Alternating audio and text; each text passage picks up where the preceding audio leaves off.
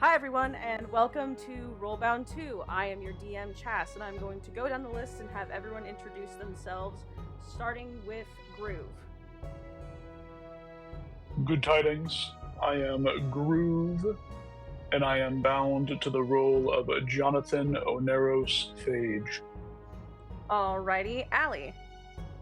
Hello, I'm Allie, and I am bound to the role of Prince Xander. Alright, Minnow. Hello, I am Minnow, and I am bound to the role of Vivian Deshays. Alright, Joey. My name is Joey, and I'm bound to the role of Jay Elwood. Forgot his last name for a second. Alright, Dakota. Hello everyone, my name is Dakota, and I am bound to the role of Lysel. And last but never least, Mickey. Hi, I'm Mickey, and I am bound to the role of Emiko.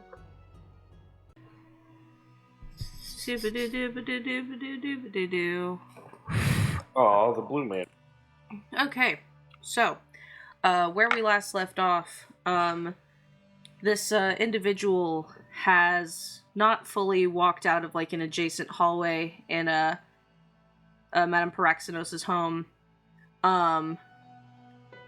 but they basically appeared when she was bringing them up, maybe I'll introduce you to my new pupil here in a little bit, but then they sort of appeared, and they fully walk out into the dim light of the room, and you see this individual, putting this in DM references. So basically you see what looks to be a sea elf. In terms of elf individuals, actually pretty short, maybe around 5'7" or so, in that ballpark. A little bit skinny, kind of lanky, with arms that may be slightly too long, but not enough to where you notice it.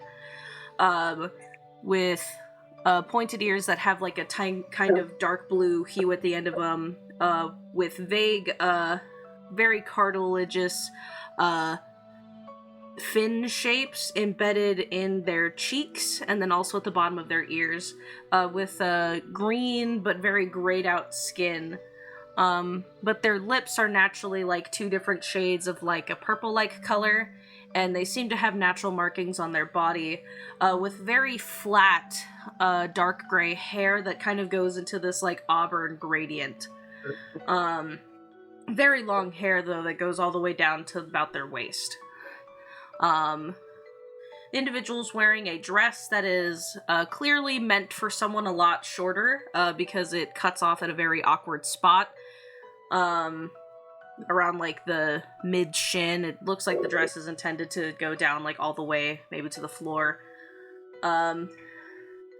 Not wearing a hat on their head at the moment, but they do have one of those hats that has strings at the bottom, and they currently have the strings wrapped around their collar area, and the hat is draping down their back. And the individual kind of awkwardly steps into the room and just says, "I didn't think you were having visitors, mistress."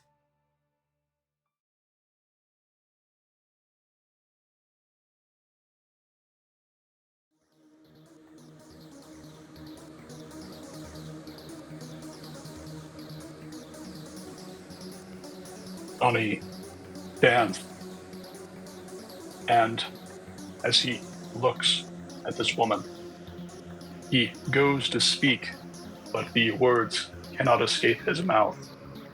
He begins to shake, convulse. He grips himself, and at once, great plumes of bats begin escaping from his mouth, enshrouding him. There is a moment of chaos as they fill the room, and then at once they congeal about his form. And before you is not Johnny, but a beast. Never could you imagine such wrath and fury, even to the demons of hell, his eyes blazing, a red light in them, lurid, as if the flames of hellfire blazed behind them. his face deathly pale now, the lines of it hard like drawn wires, his veins taut over his body. The thick teeth now seemed like heaving bars of white hot metal, layered and jagged. As this room struggles to contain his form, I am polymorphing into a T-Rex and attacking this person. Whoa. Yeah. Can I attempt to intervene here? First of all, is that going to be cool with you, Groove? Yeah, sure. I think I he would like likes to. you. As the T-Rex goes to attack this woman, I'm going to dispel magic the polymorph. Yeah, you see, in that same moment, as all this is happening at the same time, you see that in response to witnessing Johnny, she also, like, her eyes widen and they turn entirely white, and she, opens out both of her hands, and, there were some plants in this room. You see all of them die immediately as 5 clones of herself appear in front of her defensively. But in that same moment, like, you see the gray in her skin go completely from, like, a greenish color to stark gray. She gains saber-like teeth, and she, like, hisses and, like, throws her arms up in front of her, and, as, like, these clones of herself that appear to be made out of, like, plants and just miscellaneous life matter that was found throughout the room, stand, like, around her in, like, a circle, and then Madame Paraxinos, in fear of her pupil, you'll see her, like, flick her hands, and her very long nails will all start to, like, glow, and you'll see her get covered in, like, vines that not only protect her, but have also bound her to the ground. And then, Xander, you dispel magic on the polymorph? Yeah, and I got a natural 20, and I think what this looks like is as the T-Rex starts barreling towards this woman, Xander just steps in front, reaches into his coat pocket, and pulls out a playing card that on its face appears to be a black mirror, and just holds it up to Johnny in this bestial form, and, like, the sound of, like, wind chimes strikes out as the black ink Xander collected from Lozano seems to reach out and just, much like fucking unmasking a Scooby-Doo villain, just rip the bestial form off of Johnny. Yeah, so... Though his bestial form has been rended from his body, his eyes burn with hunger all the same, Xander standing between him and his quarry.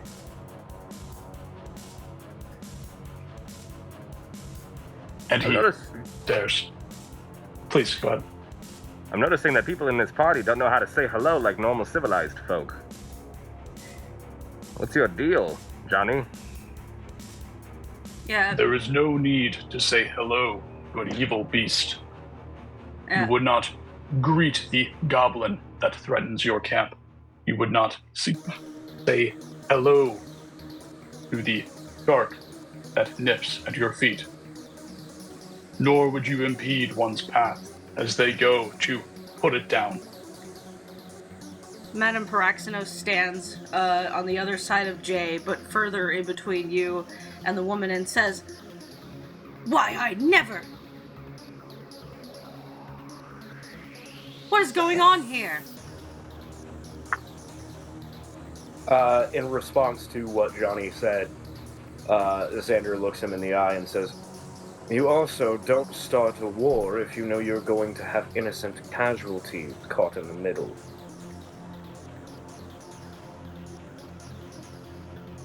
There will be no innocent casualties in this war. Stand aside. Not until we know what your deal is. Who even is this person that you hate so much? Or at the very least, why do you hate them so much? I don't know. I've never seen this person before. But they smell, they taste, as I do.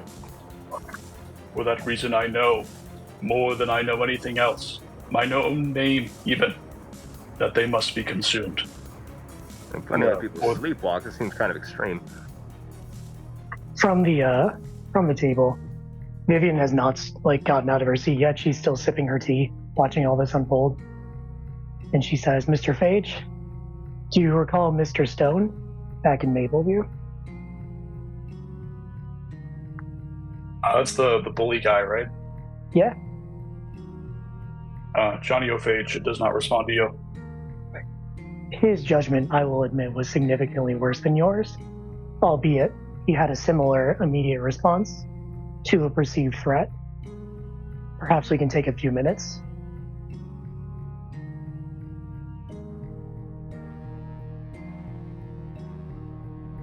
Johnny, his jaw unclenches, his shoulders relax. He still stares hungrily at the woman before him, but he will grant your few minutes, at least.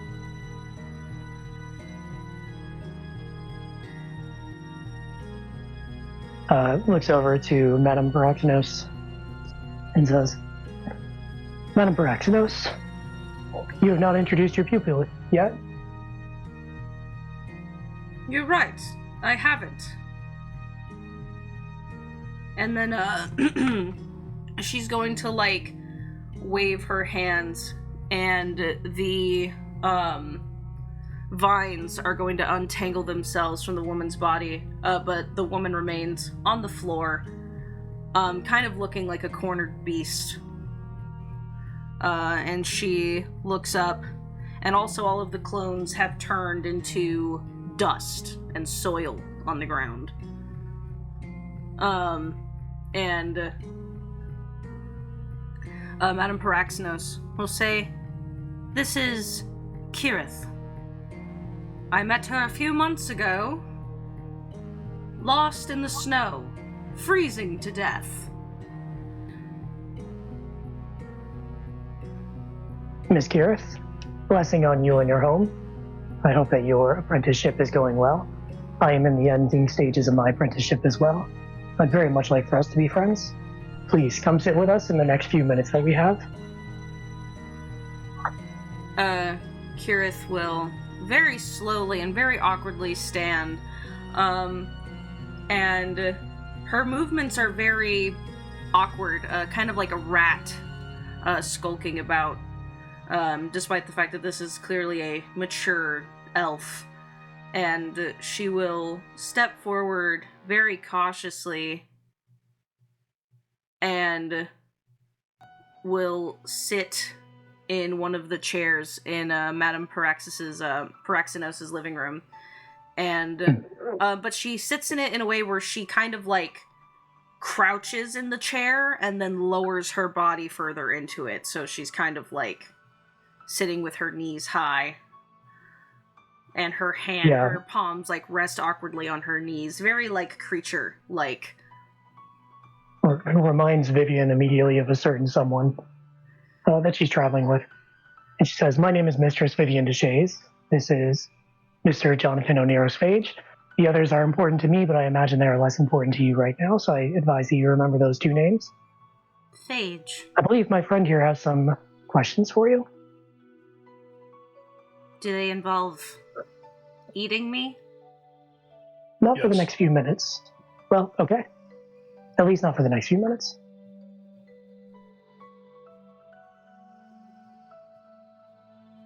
All right. Ask your questions. Is there a clock anywhere in this room? Somewhere to keep time? Yeah. There is one in Madame Paraxinos' kitchen. Yeah, Johnny has taken the clock off the wall And he holds it, staring at it in his hands. I have no questions, but please, Vivian, go ahead. Sure, I guess these are questions for both of you then. Mr. Phage, I'm going to dispense with the pleasantries due to the time limit that we have. What the fuck? That was a question for you. There is no need to discuss. Though I am similarly confused by the form I took. I know it to be true and right. Why is that? Humor me. Because it will allow me to consume that creature whole. To Why does erase she need to it be from this consumed? earth. For the same reason I have consumed all in my quest to remove evil. And what makes before you- me stands a supreme evil. Her ears droop downwards. And what makes you believe that she is a supreme evil, as you put it? Because the dream that pervades her body is the same as mine. And what dream is that? A dream of malevolent, all-consuming, limitless hunger. I'm going to look over to her, and I'm going to say, what do you hunger for, miss?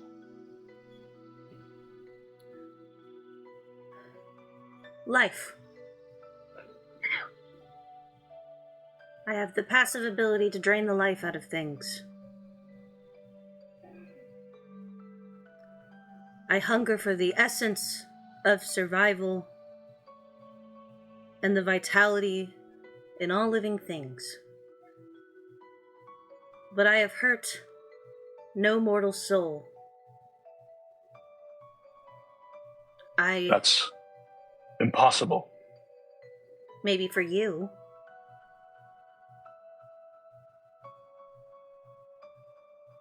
I quench my hunger through the life of plants and hunted animals. It means that I am forever ravenous, but it keeps me from losing my mind and hurting people. That is why I became Madame Paraxinos's pupil, is so that she could teach me not to hurt living beings. As have I slaked my teeth on the dreams of evil alone. But you know as well as I that your hunger does not yearn for plants, or animals, or evil. It merely yearns. Just as the aroma of benevolent dreams are sweeter than honey upon my nose, you too possess a dark, evil hunger that must be So then who will consume that you? must be consumed. Who will consume you then? I shall consume myself, like the Ouroboros, once all evil has been removed from this world. Well, then, like the Ouroboros, you will be in an endless loop that leads to nothing with that mindset. There is no need to argue. My words will reign true. Hey, I have a quick question. How old are you, out of curiosity? Looking to, Kirith? yeah, Irith. I don't know. Per my recollection, I am roughly 2.5 to 3 months old. I do not remember my life before waking up in the snow.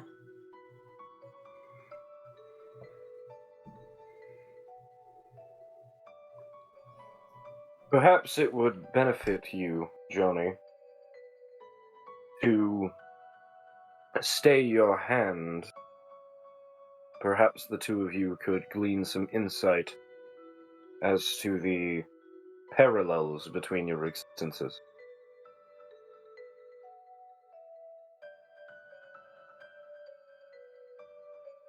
I would grant that, on the condition that she allows me to slay her once we are done.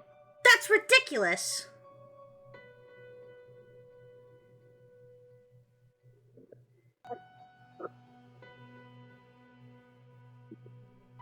Did Kirith or Paraxenos say that's ridiculous? Kirith did.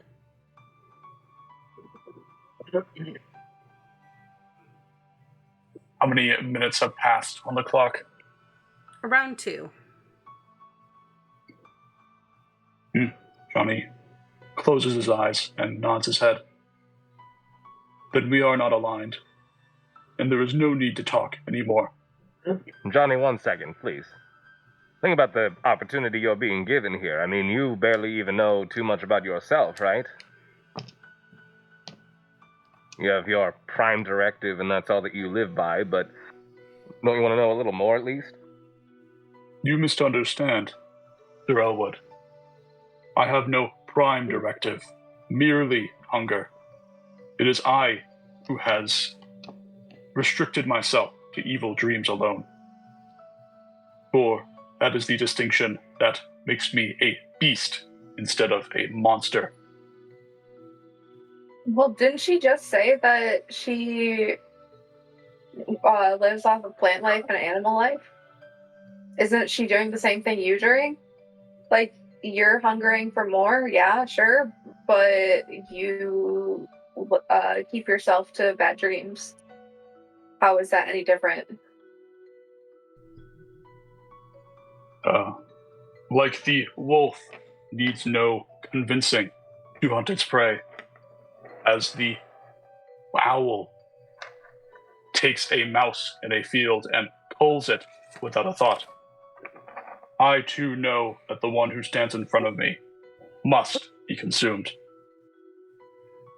Well, then you're gonna have to consume me first, because if you try attacking her again, I will get in your way as much as I need to. Very well. There shouldn't I be shall any kill you need both for... then. There shouldn't be any need for all of this. I mean, think about it.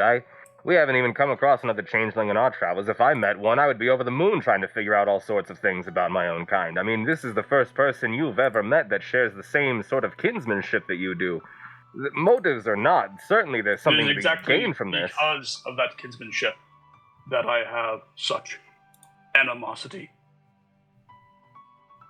We are not the same, J. Elwood. Mr. Phage, if I may. Johnny looks down at the clock. Another 30 seconds remain. You are mistaken. I understand that it's hard for you to hear. It's not something that you have ever even considered as a possibility. Her hunger is not evil, in the same way that fire is not evil when it destroys a house, or when it keeps a person warm. A blade is not evil when it cuts down a tree versus when it cuts down a man. The goblin that raids your camp, she says, meeting your eyes, Mr. Phage, can also be your closest ally. Her hunger is no different than mine. It is merely a slightly altered form, and you are mistaken to call it evil.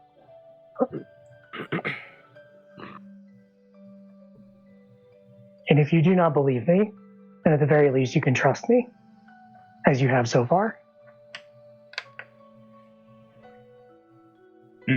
Johnny looks down at the clock, and everybody stands in silence, tense, as the hands tick, the loudest noise in the room.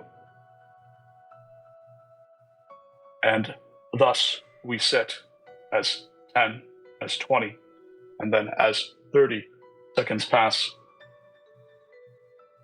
Kirith speaks And up. as the second hand crests the top of the clock, Johnny puts it down there on the ground.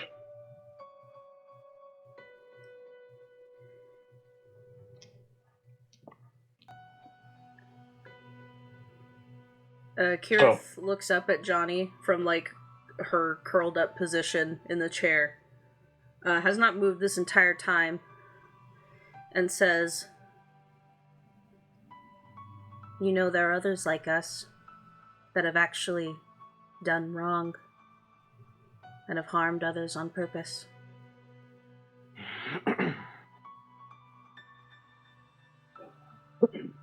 They will pass too, in time. As much as I'd like to believe Vivian in this matter, a raging fire must be put out. However, I will concede that the more malevolent among us must be put down before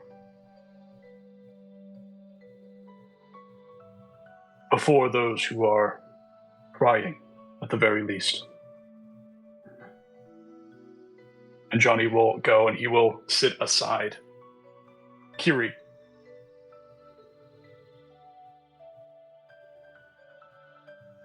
His form, similarly bestial.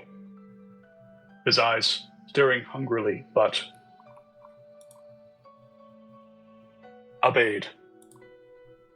She, very awkwardly reaches out a hand and pokes you on the head, and in your hair a little, what looks like a deep sea flower blooms.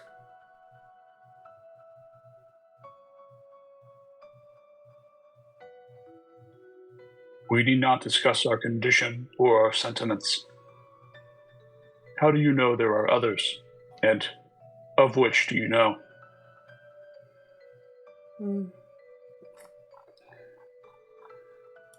I have dreams about them.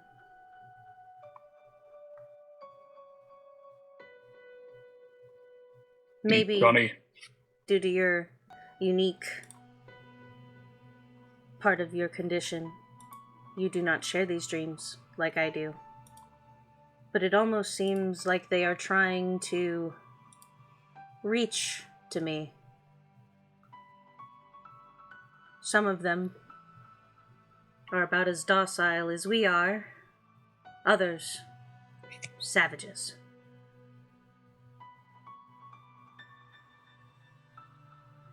do tell.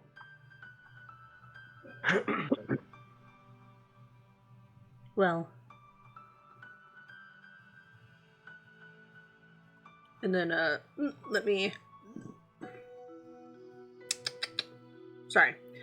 I need to grab my notes real quick. I'm glad that ended amicably. I was not looking forward to that. I had a lot more, what's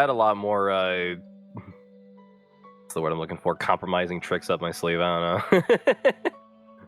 I could have gone on and on, but I'm glad I didn't have to. He's on step 1 of a 9-step plan. Yeah, exactly. I've only seen visions of about 3 of us. Unfortunately, one of them includes you. Johnny clicks his tongue. The other ones, well...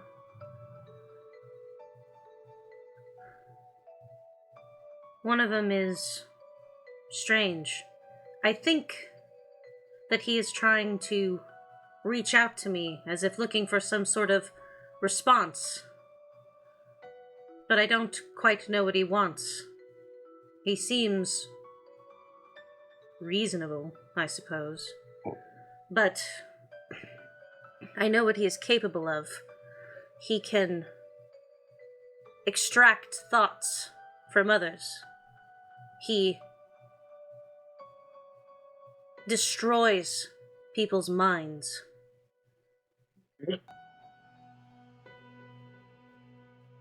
He consumes them. But not physical brains, it's the matter of the mind, someone's intelligence, their feelings,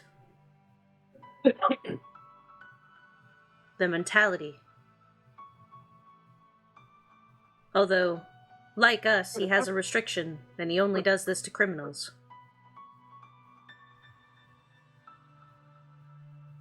I don't know where he lives. I'm not even sure if it's in Kelmra, because I have only remained within license, but that's all I know.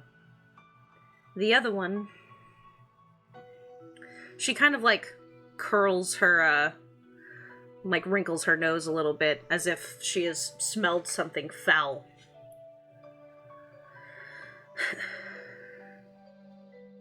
Is much stronger than I, and maybe even much stronger than you. She is ravenous. But she's the simplest of us. She only drinks blood. A very traditional one of us, I guess you could say. And she can change form to be that of a man or a woman, or she can even look like others that she knows. And she uses these disguises to feast. But she does not fuck. But she does not take what she needs. She takes it all. Xander looks over at Gelwood. Sound familiar? Can you give us a bit more of a description of this one? It's hard to. I don't know what her base form looks like.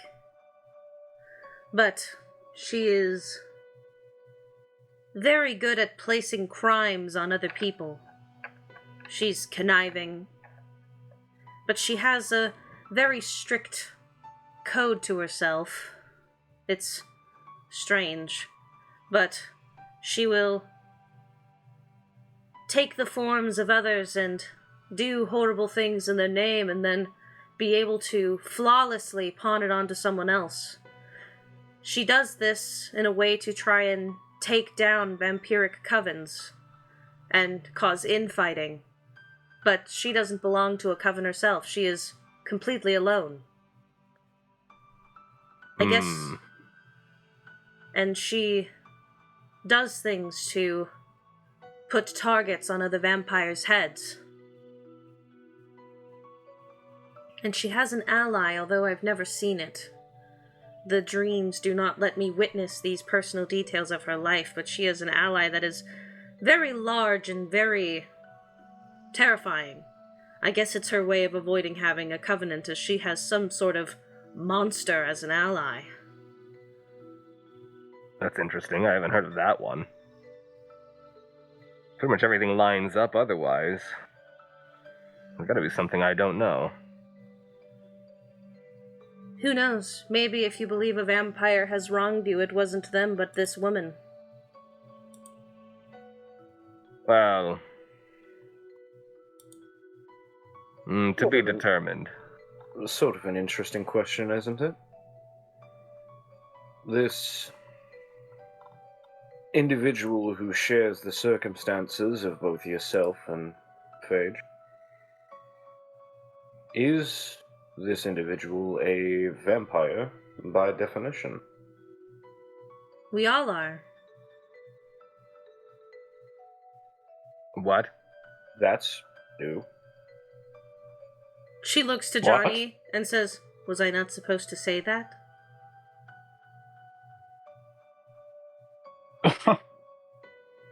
Man, you really must be 3 months old. You realize vampires, they're just something in, like, Auburn Quartz books, right? No, they're not real, Johnny. We've been through this. No. It's just you're not one. No. Mr. Phage? There's no way. You can't be one. They drink blood. Mr. That's Phage? their whole thing. You are specifically a dream eater vampire. I did research back on it when we were still in Skymount. And nobody had to say anything about this.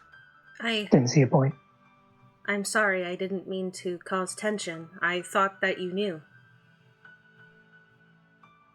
Madame Paraxenos told me almost immediately. It makes no difference. It only Johnny lowers his head a bit. Affirms what I know. Wait, hold on though. I thought vampires couldn't go out in the sun without burning to a crisp. Not all vampires are the same. Oh. Well, pardon my prejudice. If vampires are real as well, then we certainly are not fully fledged in that regard. No. We are not. I guess, in a way, we are more like dampiers than anything. Oh, that's way different. But not necessarily either. It goes a little further than that, but we're not thralls, and we're not... Unfortunately, due to the fact that I don't know where we come from, I can't tell you exactly what we are, other than that we are some type of vampire.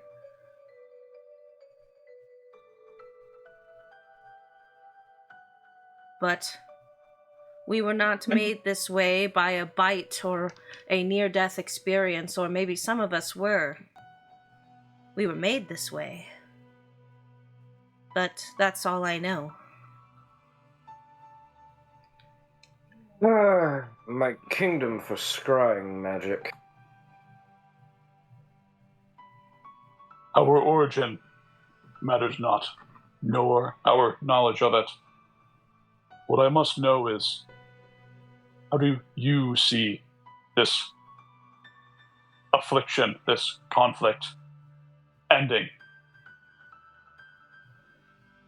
Well, it won't.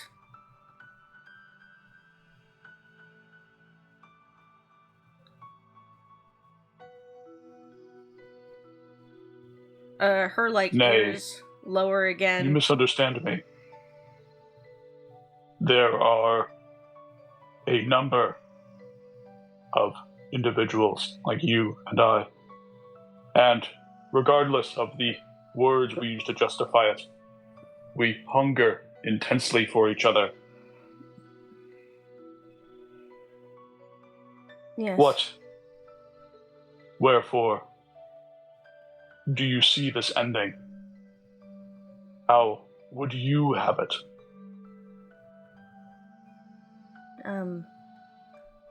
Her ears, lower even further to where they're practically just pointing downwards. And she looks, visibly uncomfortable. And, she says, I don't know.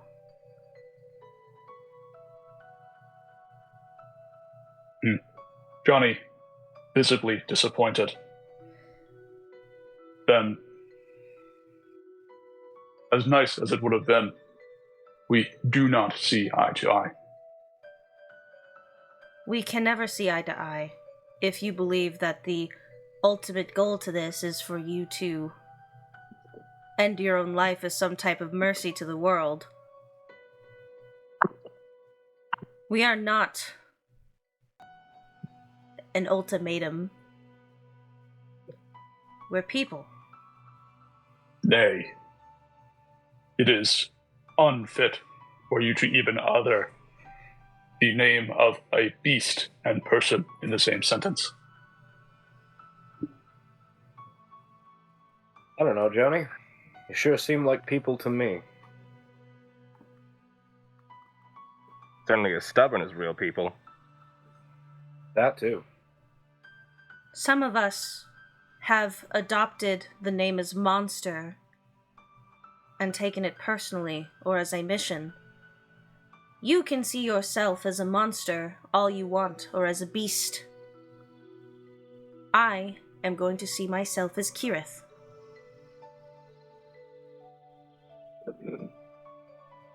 Because I don't want to be an expectation.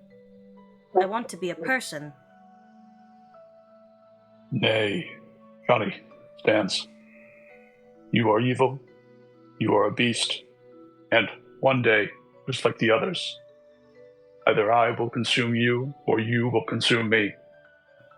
And based on this, I believe it is very clear that evil will be consumed on that day.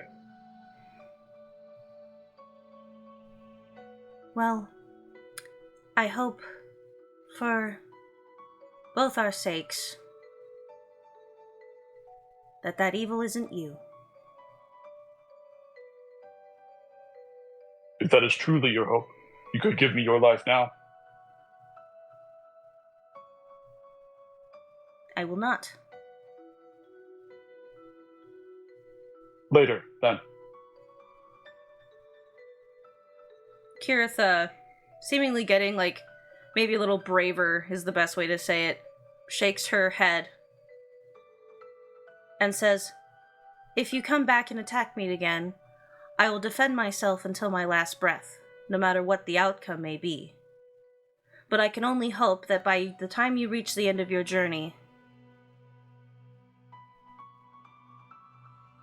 that we can share a conversation rather than a spell or a blade. That is my hope. That for those of us who do try to live with this, that we can work together to make it easier."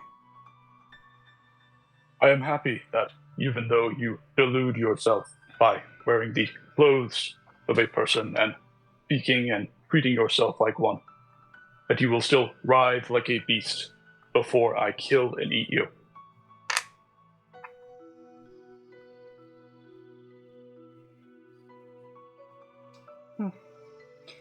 Now, then, for the time being, we are in pursuit of Skinori, a more dire evil than the one that stands before me. Turns to Paraxenos. Real quick, while this conversation is happening, Jay is very confused and also very intrigued. I'm gonna pop a divine sense.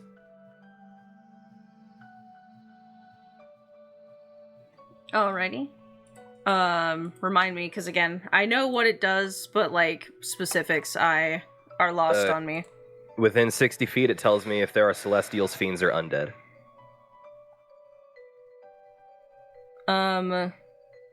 There are no celestials, fiends. Well, you sense the fiendish energy from Vivian, but that is something you already know. Mm-hmm. And then you do sense a celestial energy within 60 feet of you, but it is not in this room. It's not in this room? Nope. It is very small.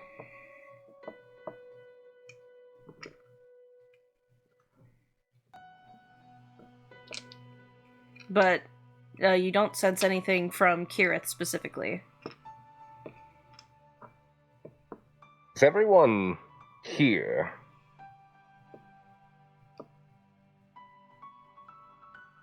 Yes.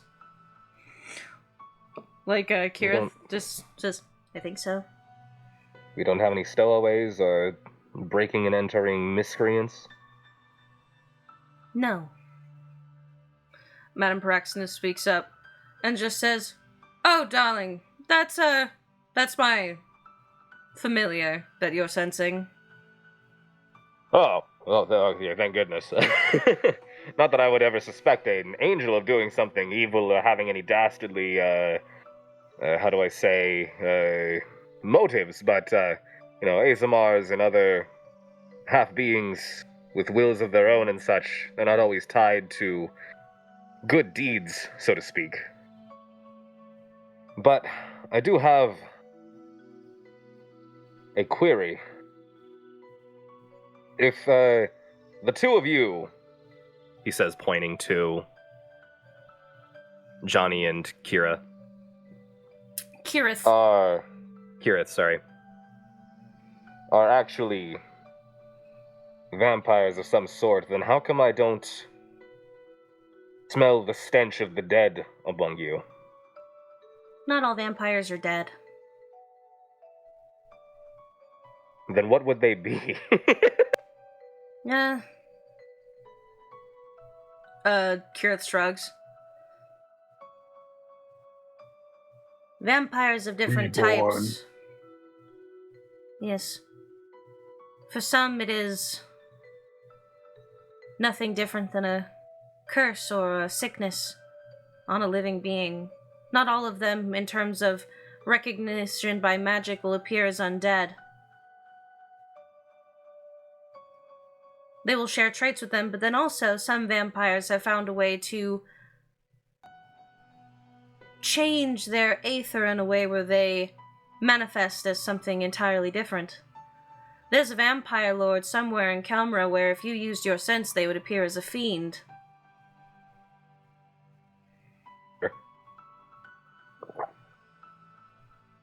Although this individual is not one of us, I've just read about them.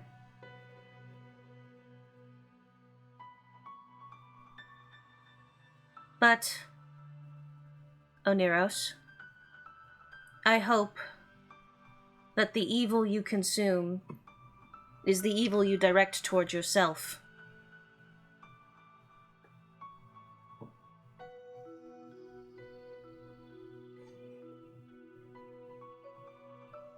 And I hope, at least, that another eats you, so that my companions will not hold me back when I try to do the same.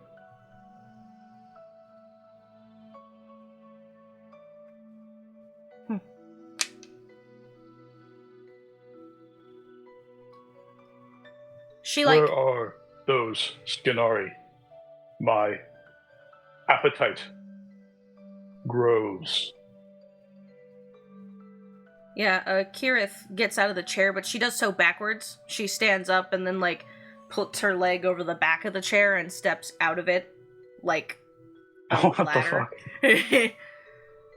And then she, slinks out of it and then looks at Madame Paraxinos and says, I'm gonna go to my room.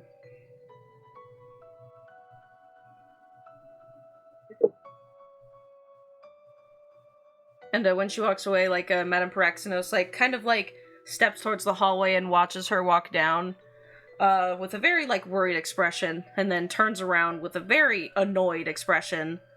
Can I do a thing real quick as she's walking away? What's up? Xander is going to give her one of her sending coins. What is this? And then she bites it. First of all, it's going to ruin your teeth. Second of all, that is a magical item. It is a sending coin. And given that you and Mr. Phage have somewhat of an intertwined destiny, we may need to reach you in the future when we are far away. Or vice versa. She, looks at it and then, says, I suppose. And then she'll, put it in a little, pouch on her hip. And then, saunter off awkwardly.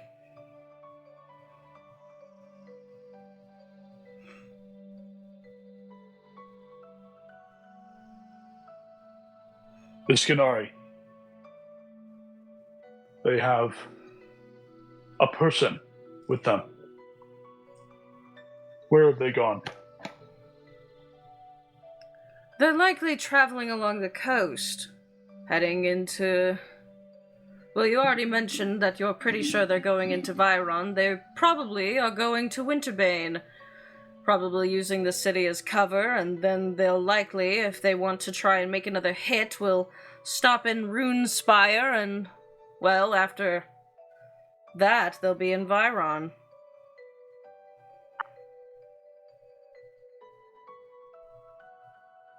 Turns to the party. Shall we try and intercept them in Viron then, or pursue directly, as we have thus far? Well, we should have the speed advantage. Let's see if we can get ahead of them, I'd say. Regardless of the direction that we take, we are still on the trail for my redemption. so I will join you wherever you go. Very well. Have we any more to discuss here? Well, it's late. You'll likely need a place to sleep. However, I want you all to stay out here, if that is what you do.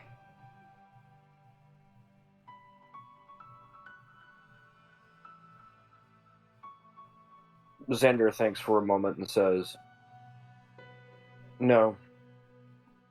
I think we need to keep moving." It's too late in the day. We arranged for rooms at the inn. Right, Jess? Yes, you did.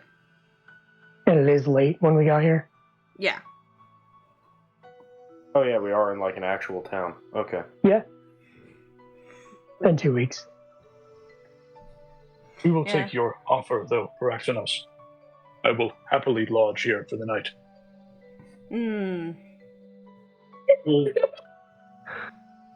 Not by We'll do the yourself, same. you won't. If he insists, then I'll be staying with him to keep an eye on him. As will I. She points to the hallway and looks at Johnny and says, "You pass this threshold, and I will bind your body in plants that will tear you apart. Do you understand me?" I fully understand you, Madam Paraxenos. Seems like he's kind of gotten the same vibe from, like, Vivienne. He's subconsciously falling in line. Good. We've got him quicker trained boys.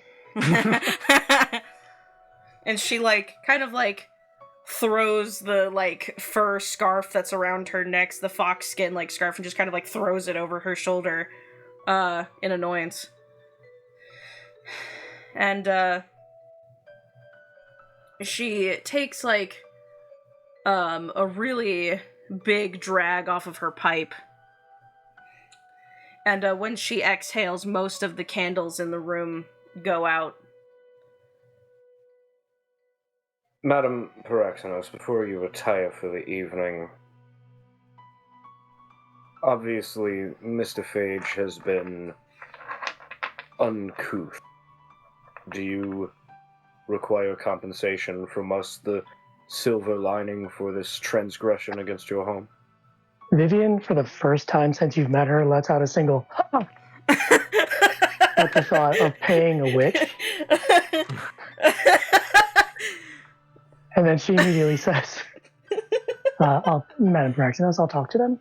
They meant nothing but good things.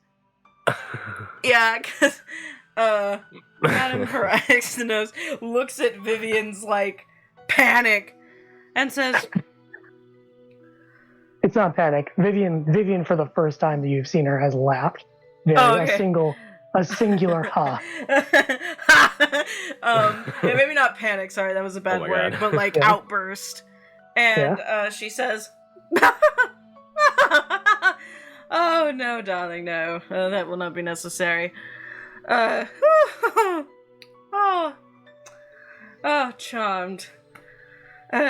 No, normally witches take payment in limbs, but seeing as you are a friend of a friend, and a friend of a pupil of a friend, this transgression will be noted, but unexplored."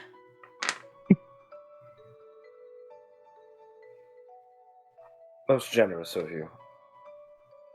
And do consider it a generosity, my dear. I almost turned your friend into a frog. Forever.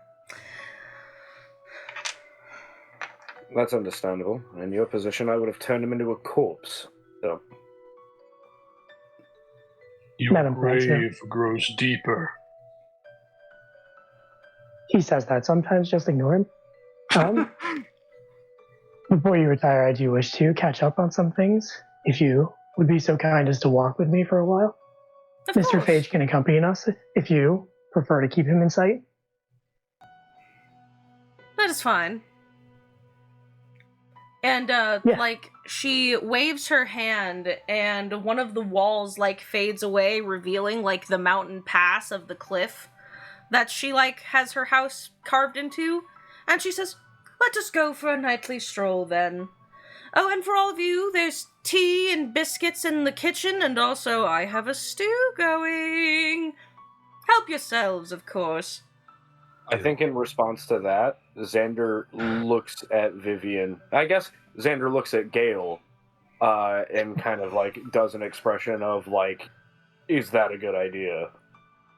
Oh man, I'm really tempted for Vivian to fuck with Xander just a little bit.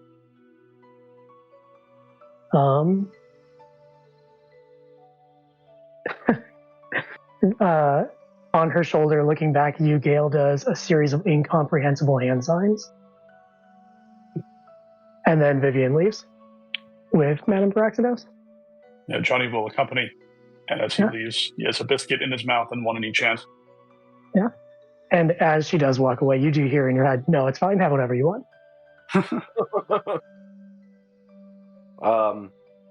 And as Vivian, Madame Paraxinos, and Johnny both exit the scene, Xander exhales very deeply,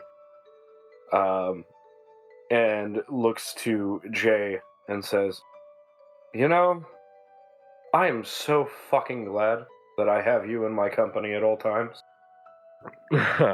Well, I do have non-violent solutions for just about everything. The problem is that all the people that we fight are, well, we're fighting them.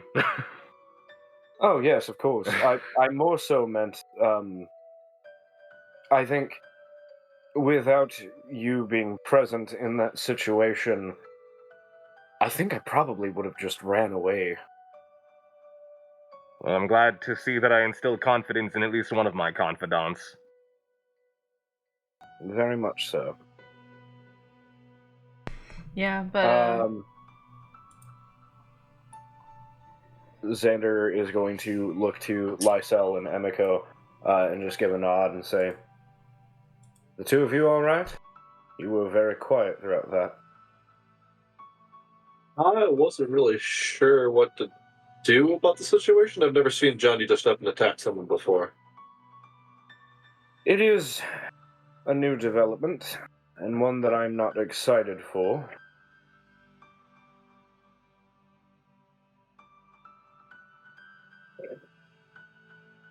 I mean, we can trust that Johnny will keep it to him. Well, keep the violence to a minimum, at least for a while, with her. Perhaps with her. I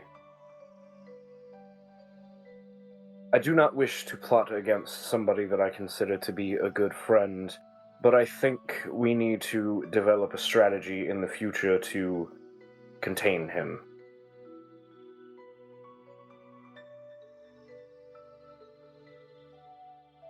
Is Johnny in the room at the moment?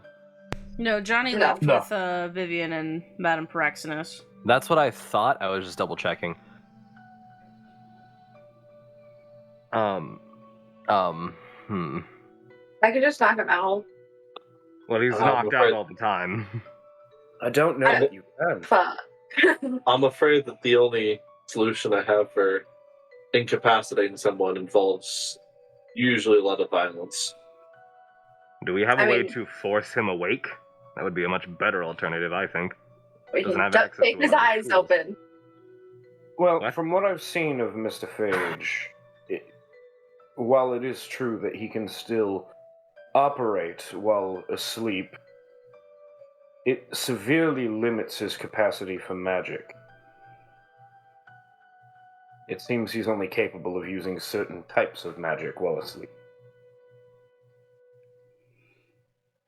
Have you ever noticed that he always has to wake up before casting certain spells? He always goes to bed again right afterwards, so I just kind of assumed that that was his constant state of being, and that when he was awake it wasn't the norm. No, I think it's much more than that. The fact that he turned into a dinosaur was new. I've never seen him do that before. To be clear, statistically, it was a T-Rex, but he looked like the final boss from like a Castlevania game. Yeah, that's what I had in my mind. So I was like, bro's Dracula? I've never seen him turn into a fucking demon before. That was new. Not only that, but didn't it bear a striking resemblance to a vampire? It's neither here nor there. I'm still a little hung up on that piece. I apparently have a lot of things to unlearn.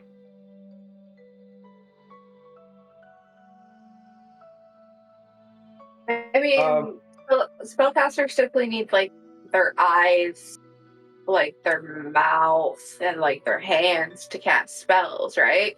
What if we just, like, blindfold, duct tape his mouth shut, and tie his hands together? That doesn't work. Sleep, his eyes are closed, and he still manages to see. He must have some sort of external sense. I'm sure if we asked him about it, he would say something about being able to sense the dreams of his targets or something.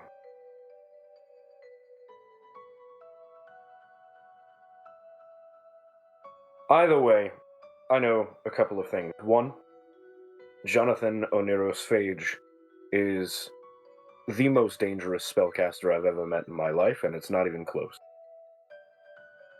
I also know that my typical forms of suppression and enchantment magics will have very little, if any, effect, and he's capable of using counter spells. So, in a scenario, a worst-case scenario, I will be of very little help there, aside from maybe doing what I did this time and dispelling a form that he takes using magic.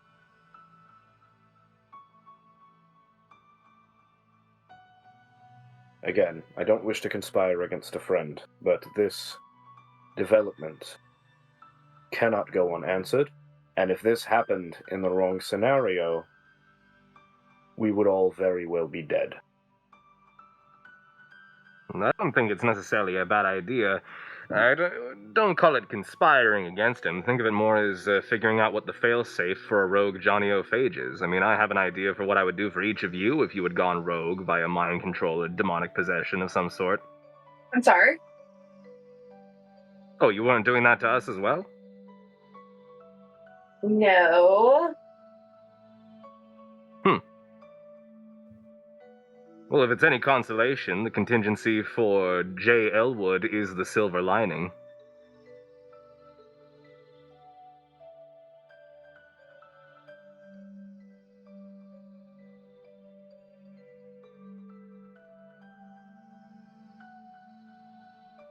Well, we'll be able to discuss it more at a later time after all of us has gotten some sleep and some time to ponder over this. But in the meantime, I'm going to be looking for ways to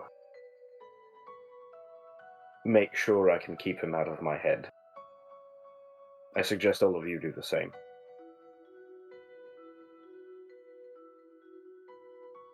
Well, good night.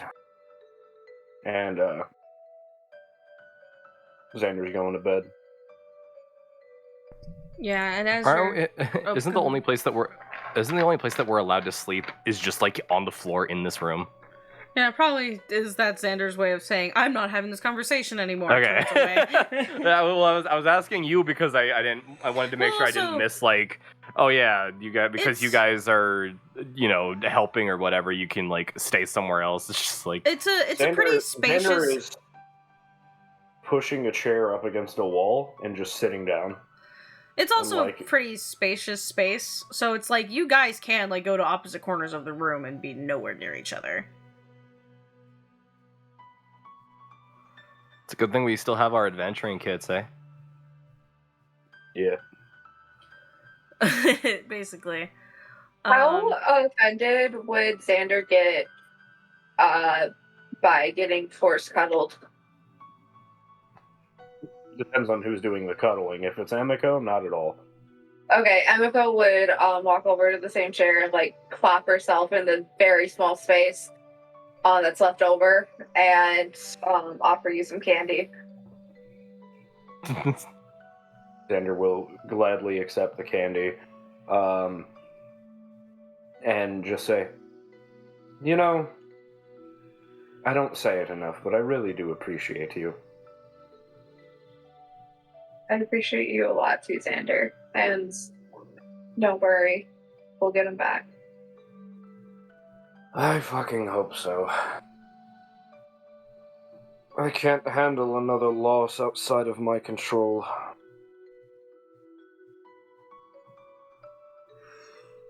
Yeah, and as all of you in the living room start to bunker down for bed, I am gonna slide over to Vivian and Madame Paraxenos and Johnny, and because as she walks out of the wall, basically it like recloses, leaving you kind of on like a very cold, snowy mountain pass, and she doesn't seem to be bothered by it in any way. The wind flows through her dress and her scarf, and she still has her pipe lit. But she starts walking and says, "So, you wanted to catch up, as it were?" Yeah, I don't think that Vivian really has anything to say here. I think that witches run on gossip, and she has been woefully deprived of it for months now. And so I think that she is just going to take the next however long this walk is to get every last bit of gossip in the witching world that she can possibly get. Trying to share as little of herself as possible, as is the game. But yeah. And Madame Paraxenos... Mostly just walking around, keeping Johnny with her. If she gives Johnny very specific instructions, which is that if he has any questions, he is allowed to ask one every 10 minutes. And so he's really got to ration those. Other than that, yeah, just walking around talking. Yeah, and Madame, Mistress Paraxenos is very good at, not talking about herself, too. Again, not one word that comes out of her mouth is something that can go back to her in any way. However, she does tell you something very interesting. And, she blows out a puff of smoke and says, "Do you know anything about the continent of Rarendelle, Vivian?" I know it's hard to get to. Takes some people several years. And about 20 levels, or 17. What's Rarendelle? Rarendelle is a continent not far from Kelmra that disappeared for several hundred years and about 17 years ago reappeared again. It is a mystical place currently on the mend of the rule of a tyrannical angel, I guess the story goes.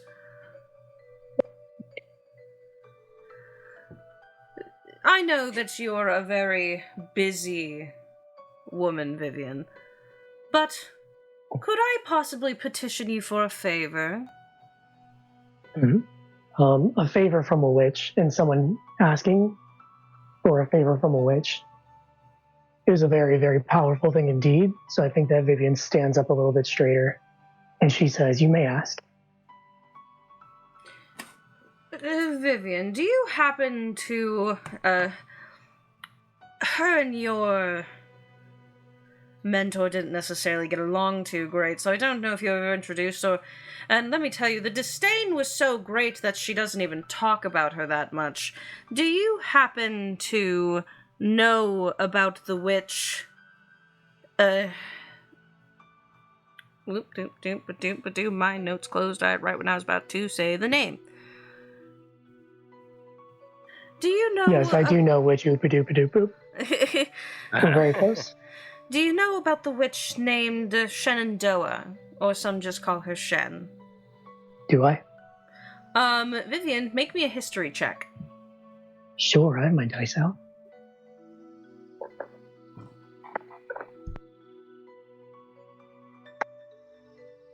That's a 15. So, Vivian, normally, Madame Pendle has told you about a lot of witches, but this is one that you quite literally, for the reason that Paraxenos said, had to look her up yourself. But because you were curious, you did look her up, even though Madame Pendle said that she was a stuck-up bitch, no good bitch, and that she refused to tell you anything. Which made it a million times more interesting to Vivian. Yeah, because normally your mentor doesn't shut the fuck up about anybody. But this individual is someone that, like, she wouldn't even fucking tell you. But you do know about her. Shenandoah is a witch who, in particular, was really, really good at, like, a mix of elemental and necromantic magic. She was really good at creating golems and raising, the dead, and has her own little, like, undead servants. Has a golem that is made from the remnants of her dead husband that follows her around. But then she's also really, really good at, like, manipulating acid and stuff like that. She's very good at using that element. And you do know of her. And a few years back, maybe about 5 years ago, she allegedly, like, left Kelmra, like, abandoned her post in the little village that she had, you know, started protecting, and she just dipped. And nobody knows why. Ooh. A very big no-no. Does she have, like, a moniker? Like, Granny, Nana? People, typically, called her, Nightkeeper Shen, but they usually just called her, Nightkeeper. Yeah. I feel like Vivian has strong opinions as well, because, again, she has never met this person, but, one, her mentor, who is arguably the greatest witch that has ever lived, doesn't like her, won't even talk about her, and two, she's too good for a regular name and had to go by fucking Nightkeeper, and three, really did, like, a very, very grave, unforgivable, maybe not unforgivable, but a very grave sin of leaving her post without any cause. I think Vivian's nose, like, furrows a little bit, or scrunches up a bit in distaste, and she says, "I am familiar." Well, Shen left for Rorendell all those years back. That is where she went. Now, I want to let you know, Mistress Deshays, that I am the only individual who knows this information, which is why at all of the gaggles that we would gather at, I didn't say anything. Mm-hmm. However, since she left so abruptly, and she did have her reasons, I told her that in order for me to not tell anybody, she was to send me letters. Often. Because the reason for her disappearance and her leaving was very grim. And What reason was that? So, as you know, Shen was very old, has been around for several hundreds of years. Well, about 17 years ago, 15 years ago, actually, more accurately, she had a strange array of dreams about people that she recognized but couldn't recall for the longest time. People where she would see faces like them in the villages that she traveled through and couldn't figure out why these people were familiar to her. Well, she discovered that she had family in Rorendell when it went missing. And due to Rorendell being severed from the world entirely, she somehow lost her own connection to these people and forgot them. But they were wisps in the back of her memory that she could never quite recall. But when Rorendell was reinvited, I should say, back into the world, suddenly all of it came together. But it was... Not that we necessarily care, but it was nearly impossible to get there for the first couple of years. And she was using all of her resources in her power to try and find these people, these faces, and only one of them was alive at the end of her search. And when she discovered that this individual was alive, she left immediately. And she promised me that she would write, and she had been for a while, but about 6 months ago she stopped writing me altogether.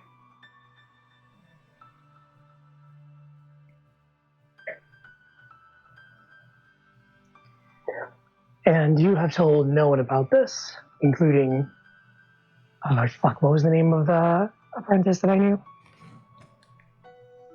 My notes in front of me, unfortunately, with my PC out of commission. She is Meredith. Yes. If you've told no one about this, including your own apprentice Meredith, and you are now telling me, which means one of three things. You are telling a witch because you have utter faith in my abilities, which I would be very flattered, but I am not so naive as to think that is the case.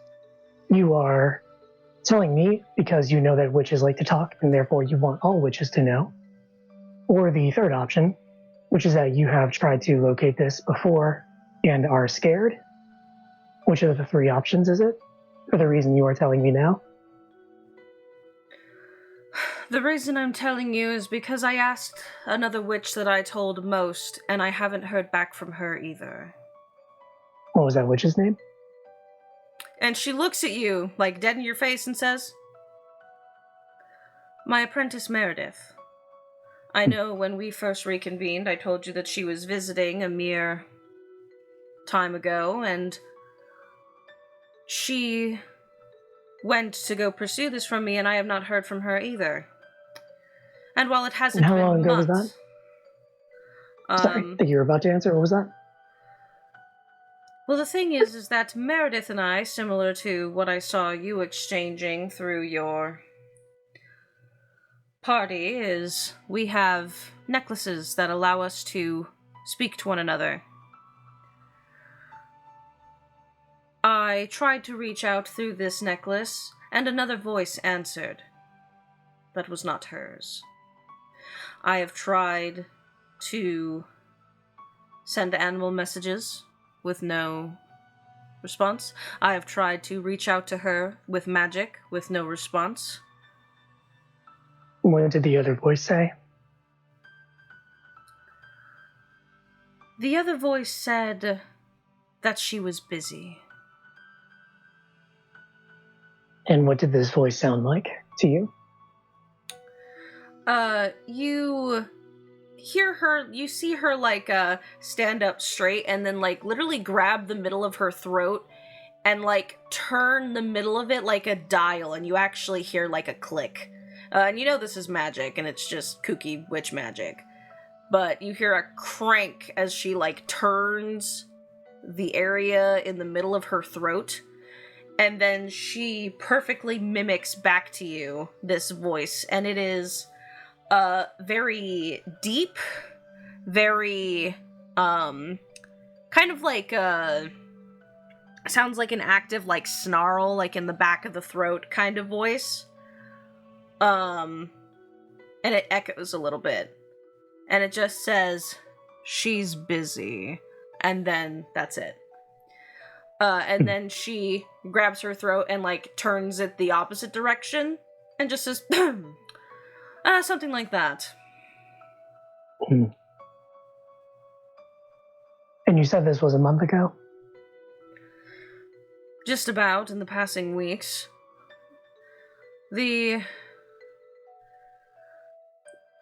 to being so caught up in something, some of the weeks have been blurring together. If I looked at my research, I would have more clear. But yes, when I told you the last I spoke to Meredith, she left and told me that she would be in contact with me again immediately, and when I tried to reach out to her, that was the response I got.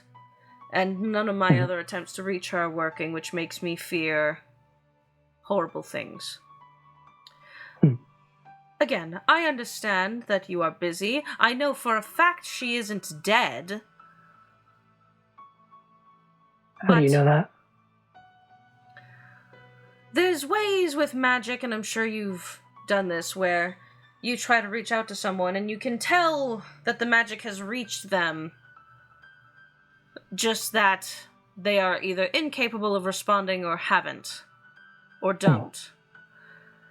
Because if she were dead, the magic would just outright not work. I am reaching her, but she is unable to reach me in response.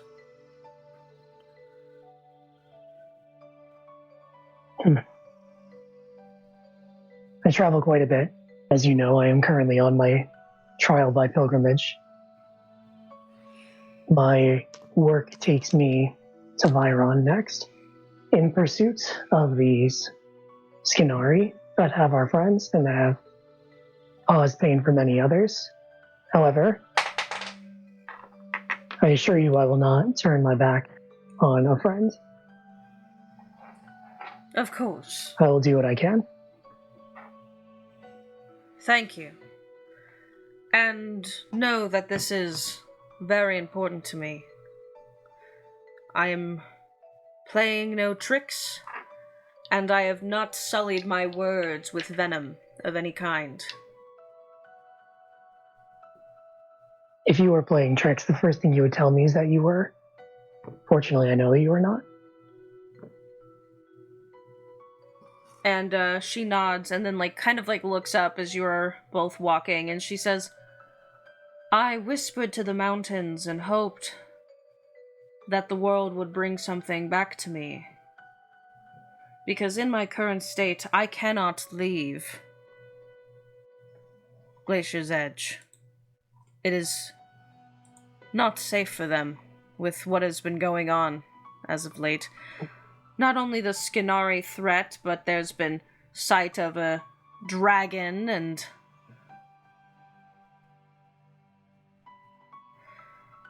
The two are very likely related. maybe they are, but that is something that you and your group know and I do not, but I cannot leave them, especially not with the fact that the Skinari, despite being allegedly in retreat, came into our little town and immediately started trying to cause problems. They're getting more bold. Madam that's- Paraxenos, Hmm? I assure you, you do not need to explain to me why a town needs her witch, and you do not need to explain to me the people that I am after. You will stay here and you will do what is best, and that is the best place for you. I will continue on, as is my path, and eventually all things will converge, and we will be as one again. But until then, I understand that I'm an apprentice, but I'm a little bit older than most apprentices. You don't have to convince me. You're fine. She, looks to you and says, I understand. And not only can I not leave my village, but I also can't leave Kirith. Vivian looks over to Johnny. I also understand. Johnny's Let's go currently back. from 600. Let's go back. My feet are fucking freezing. Yeah, she starts to walk you back, and again, the cliff face opens and leads you back into her living room. And she says, she looks to you, and because everyone's at this rate bedding down, she says, thank you, Mr. Strassez. From... Doesn't respond. Yeah, and before she walks off, she doesn't look at you at this point, but she says, from one witch to another, whatever town makes you her own, they'll be lucky to have you. And she disappears down the hallway. All right, 10 minutes are up. Go ahead, Mr. Phage.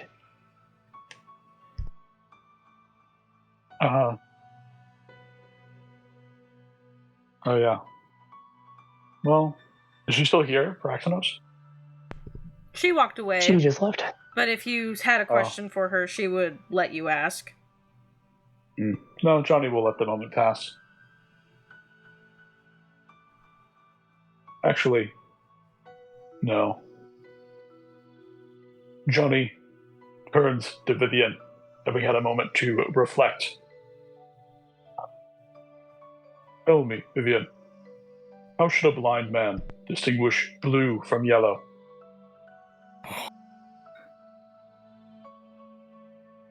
I'm not sure I know. I suppose the best answer that I can give is that the blind man would have to trust those around him to tell what is blue and what is yellow.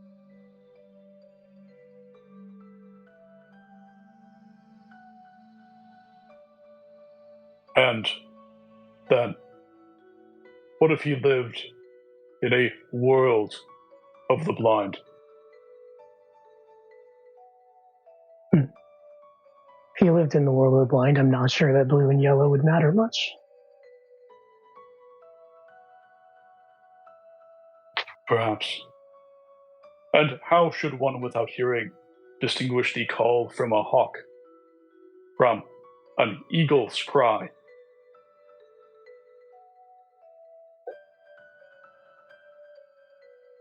Mr. Phage, is there a reason for these questions? I'll humor you if that's what you want. But I am with you and I am listening. I'll take that as your answer. And Johnny will leave to his own lodging.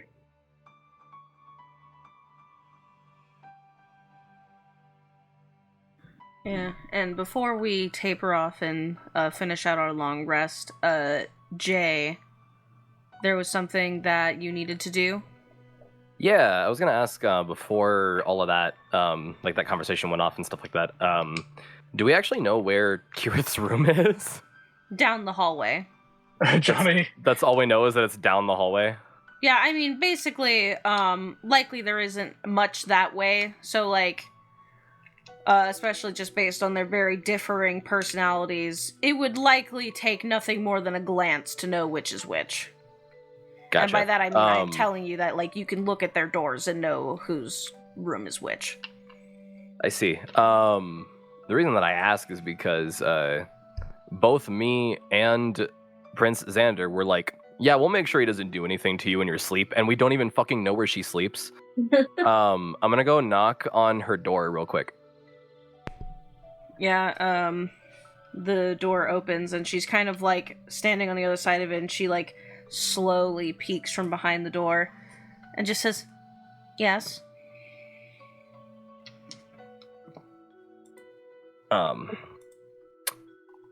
So when she opens the door, she sees Jay is in a very comfortable looking set of pajamas with a big long shirt that goes past his knees and some blue sweatpants and bunny slippers with a nightcap.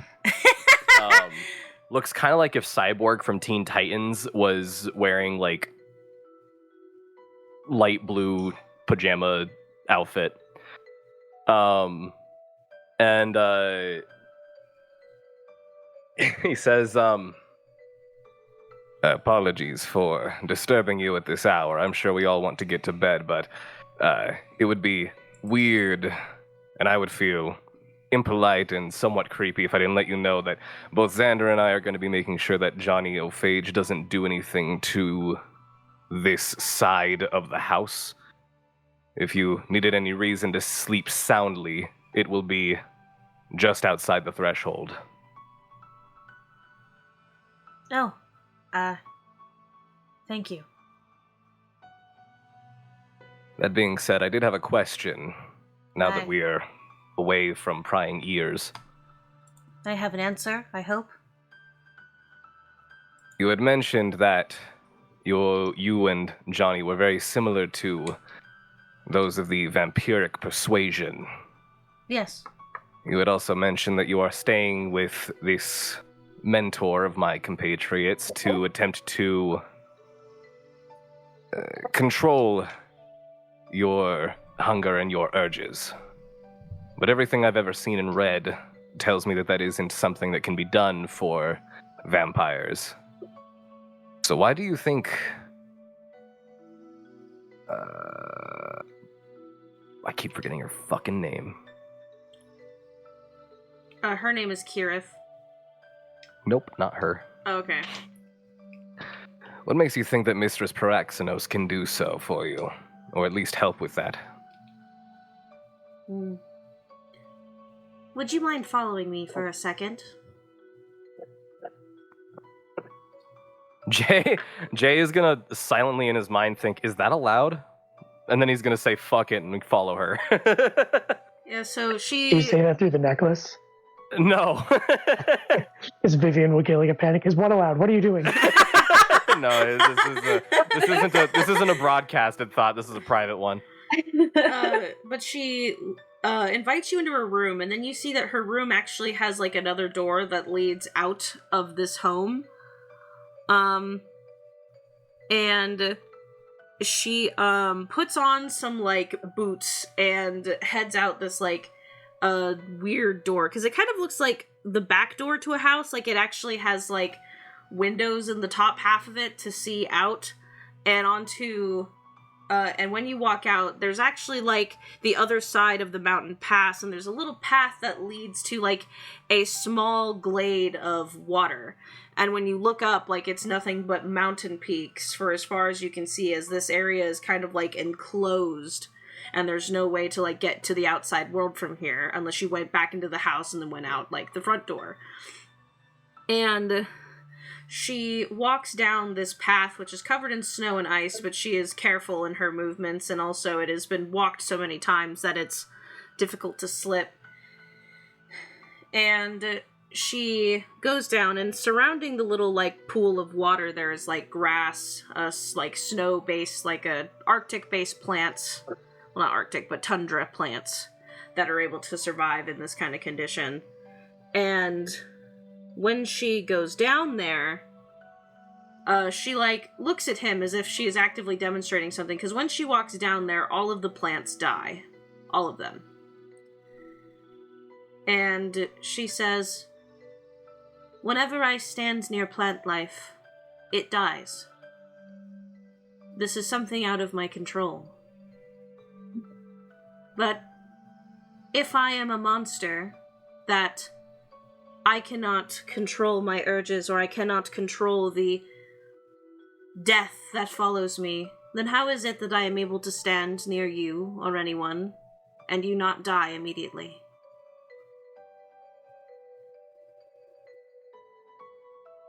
So this feeding that you do, regardless of who it is that's near you, they would die instantly? Not necessarily. What I'm saying is that if I am truly a monster that being near me means imminent death, then I would be truly alone in this world, because it is not you all being powerful beings that keeps me from draining your life. It is that there is something that I can do to suppress it. I believe that if I wanted to harm those, that this would affect every person I meet. I think that I could learn to make it that powerful. I could train it. But I don't. And when I met Madame Paraxenos in the snow on that day, she saw me surrounded by wilted plants and dying trees, and didn't see a monster. She saw a person that needed help. So clearly, there is a chance that maybe one day I can walk out to this beautiful glade and all of the plants in it won't die. I don't kill trees anymore. I used to watch a tree's entire life cycle go by just by standing near it. I would watch its trunk age and wilt and the leaves fall away. I don't do that anymore. As they were walking out to this glade, the sound of cute fuzzy bunny slippers slapping against pavement and then eventually dirt changes into the sounds of clanking metal as Jay forms back into his armor, sans the helmet.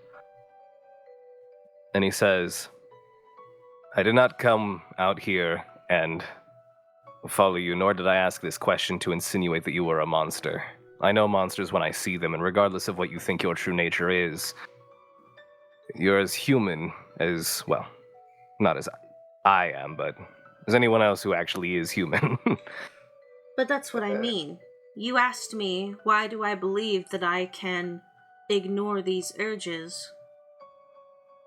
And it's because these urges are my will to survive. My need to eat and to feed is not some supernatural urge from a monster and from a curse. It is my desire to survive. When a vampire thirsts for blood, it is that thirst that keeps them alive. It is not a monstrous instinct. It is a survival instinct. The issue lies in the fact that creatures with these hungers will usually take it too far, and they will use them for harm. They will gorge themselves. They will glut themselves because this instinct, this urge, has other benefits. Unfortunately, the common farmer cannot gain superpowers from eating corn at the end of a long workday. However, a vampire can drink the blood of another creature and gain its memories. But if you reduce all of that down to its bare components, they were doing the exact same thing. Doing what they needed to survive. So then let me ask you this. My distrust for vampires notwithstanding, if I am to unlearn these preconceived biases, then I am going to need to ask and absorb as much knowledge as I can, much like you absorb the life from these plants. Which means I do have yet another question, if you'll indulge me. Do these plants, do the animals, do they satisfy this urge? Do they truly satiate this hunger? They help me survive. But no. Basically, I am living in a constant state of malnutrition. But, like anyone with a chronic illness of some kind, I have ways to make my life easier. I have to eat more. I have to consume more. I have to distance myself from people. However, this is a sacrifice that I am willing to make because I am not my hunger. I am Kirith. And I'm not going to let some affliction or change of my body dictate how I am to behave. I don't want to hurt anybody, and so I am not going to. But no. Sucking the life out of flowers and draining the life force out of fish and squirrels does not satiate the desire to drain a mortal life. But it keeps me alive, and it gives me nutrients. So, I do that, because that is what I need. The desire to take a humanoid life is not a need. I do not need to do it to survive. It is a want. It is a urge. At this rate, I consider it about the same level as an intrusive thought.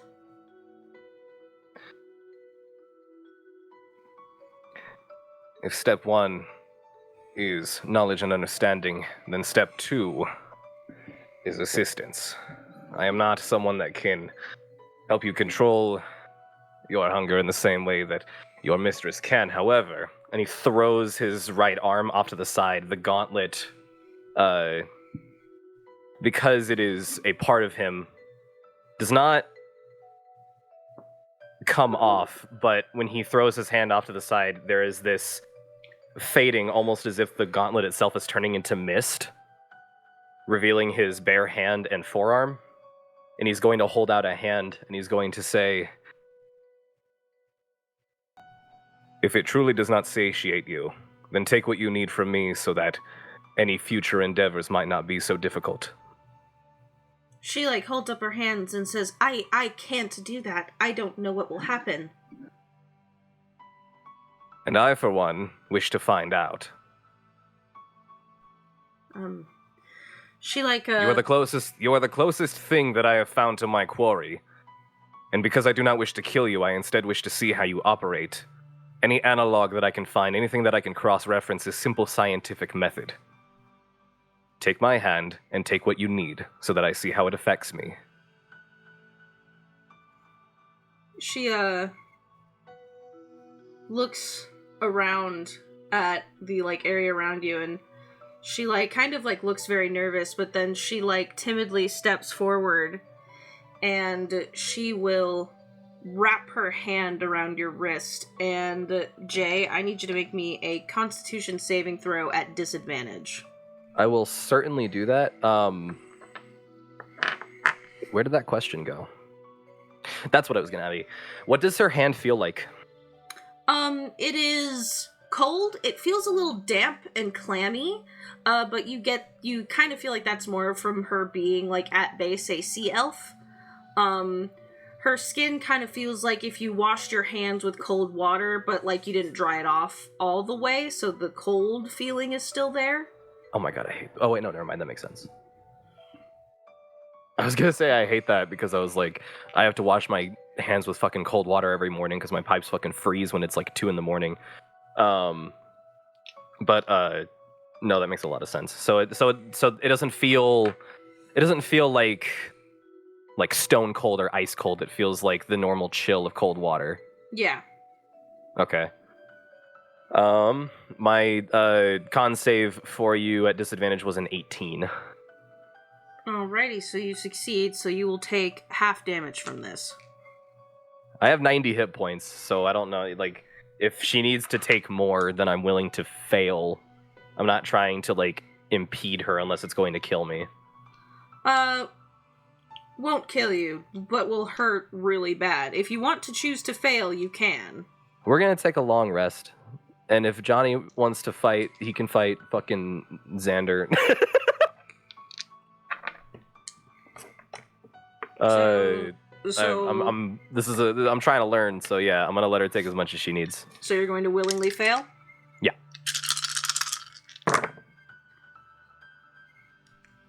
Yeah, and as she touches you, you feel the strangest sensation enter your entire body. For one, you feel completely cold.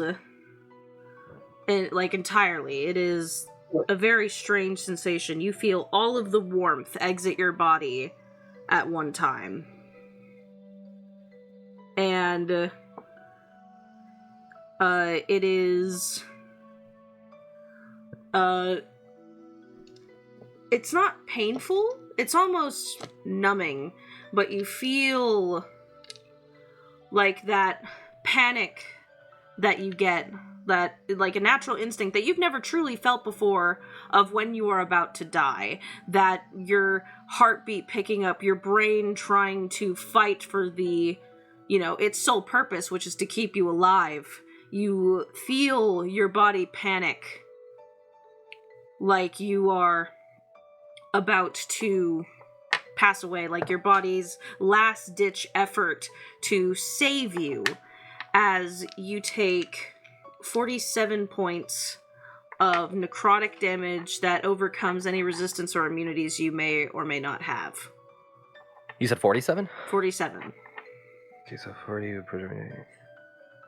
We're down at 50 minus 3 is 47. Okay, so... Wait, that doesn't sound right. You said 40. You 40, said 47. I'm taking 47. I registered that as I'm going to 47. That's fucking No. wrong. Okay. Yeah. He's going to attempt to fight back against the panic and not show it on his face because he doesn't want to fucking freak out Kirith. And, oh, whoops, dropped a D4 on accident. And, however, after this kind of numbness enters your body, then the pain starts. And it feels horrible. It feels like someone has, like, stuck a needle into your body and is extracting your innards through that small point out of your body. It feels like and you see in your arm, you can see your skin dehydrate. You can see the muscles straining against your skin. And, Jay, until you take a long rest, your strength is reduced by 5. My belt sets my strength to be 23, so does that affect, like, my base strength? Yeah, basically it would be your base strength. Since your belt sets it to 23, it would be like whatever it is without the item. Okay, so it would go down to like 13. So right now my strength is 13, but it's effectively 23 because of the belt. So right now it's basically just like the magic is keeping me stable. Yeah. I'm going to, if I were to, I guess I should ask, before I do anything else, how is Kirith reacting to this whole thing? Are her eyes closed? Is she watching what is happening? Is she panicking at all herself? Her eyes are closed, and she kind of like has her shoulders shrugged as if she's afraid something's like going to happen. Like she's like bracing herself for something bad to happen. However, when this happens, you notice a few things. For one, her hair changes color. No shit. Instead of being gray, with that, like, reddish kind of, like, ombre to it, like that gradient, instead all of her hair turns red, but then it has, like, a lighter, like, pinkish orange like gradient to it instead. So instead of going from gray to red, it goes from red to like a soft pink like color. Okay. Before she opens her eyes, in an attempt to kind of like cover up any of the damage that's been done, Jay is going to shift into Jamie, who is naturally smaller. And see if that helps in kind of like covering up the shrinkage of the muscles and the dehydration of the skin a little bit so that she doesn't think that she's like actually done anything to, well, her now. It basically makes it slightly less obvious, but the damage is still there. It is... That's fine. I wasn't trying to get rid of the damage by doing that. I'm trying to keep her from flipping out and like going berserk or anything like that, because I'm still, because Jay in his mind is still at that level of distrust where he's trying to figure out, like, I gave her an inch, is she going to take a mile if she notices how much power she has, kind of thing. So there's still a little bit of like that give and take. You're testing her. Yeah, exactly. So in order to, he still wants her to not. Like, he wants her to pass the test, so he's going to assist her in doing this by trying to make the damage as low visibility as possible so that she can feel confident, which will assist her in her future endeavors, like he said. So just making sure before she's able to actually, like, gain any sort of vision, shrinking down a little bit, morphing into Jamie, and then letting her pull away whenever she feels okay to do so. Yeah, and when she does, she like kind of like jumps back and kind of like holds her hand to her chest, and she looks kind of horrified. Oh, don't worry, you don't have some sort of gender or sex altering powers. This is just one of my abilities. Oh, no, that's not the problem I'm having. And she kind of like looks at the ground in like a little bit of like shock. And she like looks at her hands and then like looks to you, and then she kind of starts to like chuckle a little bit. And she like, you know, chuckles and looks at her hands and then looks to you and says, "Are you okay?" Oh, I'm feeling brilliant, darling, and I must say that the color of life looks much better on you than the color of death. Oh. She like looks at her hair, which by the way, I have a representation of the color change. I put it in DM references. And she's like, she like looks at her hair and then she goes, she like looks at her hands and says, and then looks up at Jamie and says, "I hated that." What about it did you hate? Was there a... how do I put this? Feeling mentally as you were draining me, or...? No, So, I felt your life leaving your body. But it was strange. It felt like I had a choice. Like I could have chose to take your life just now.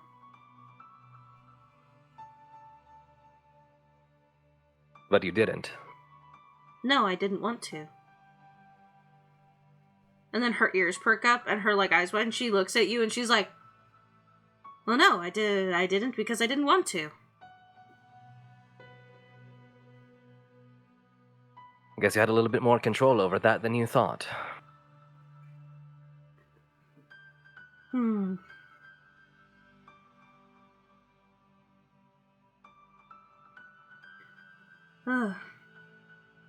Although, I really don't like it. I feel like I can see everything. There's more color in the world, and I feel as equally as unsettled as I am normally, just faster.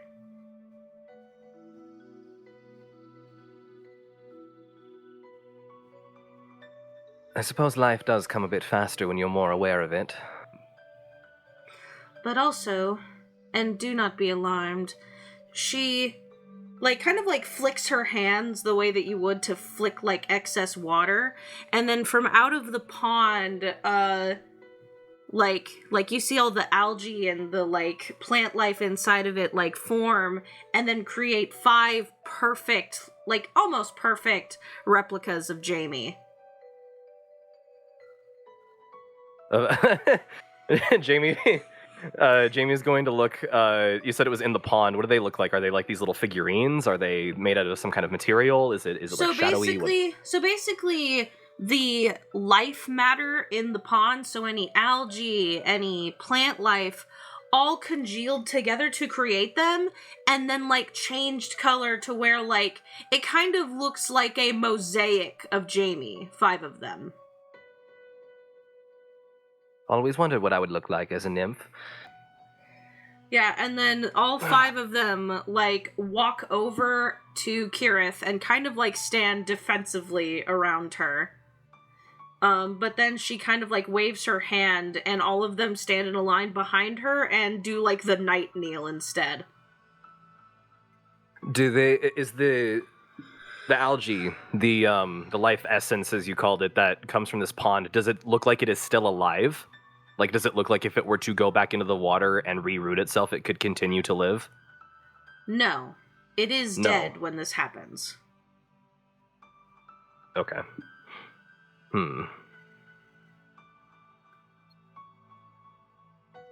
And she kind of like looks back at the copies and says, "Oh," and then like waves her hand again, and all of it disperses back into the ground. Sorry, that I don't have much control over yet. In order for you to absorb the essence of something, do you need to be grasping it?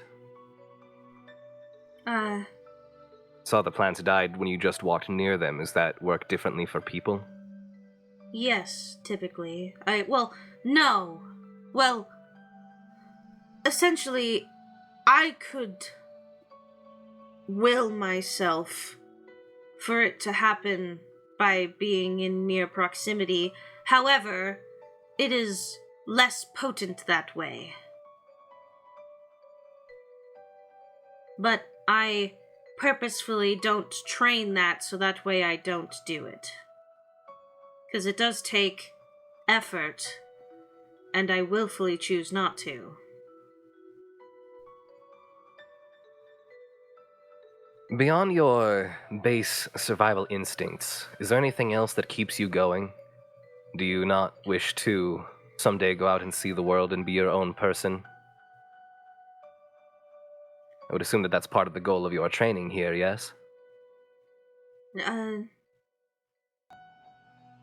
Jamie, make me a persuasion check. I am very good at those. 20. Madame Paraxenos is teaching me so that I can be the guardian of this village in her stead.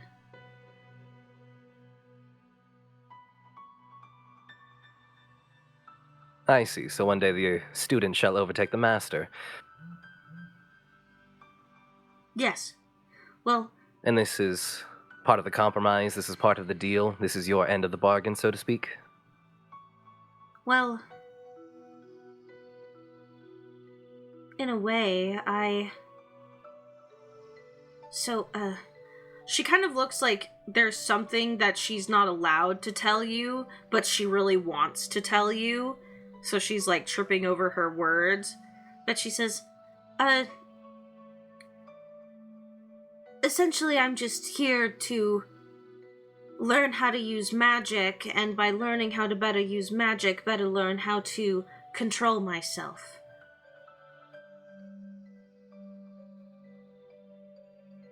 Because if I get too comfortable, things start happening anyway. I have to maintain a full concentrated effort. Because I don't want to kill all the plants and small animals near me. I really like birds.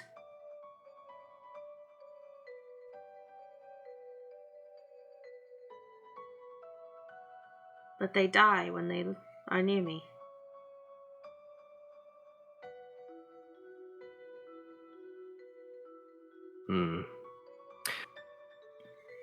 It sure is a kind of dilemma. Not one that I would say that I'm very accustomed to either. I know my goals. I know that the vengeance that I seek, some may not see as righteous, but I see it as necessary. Much like how your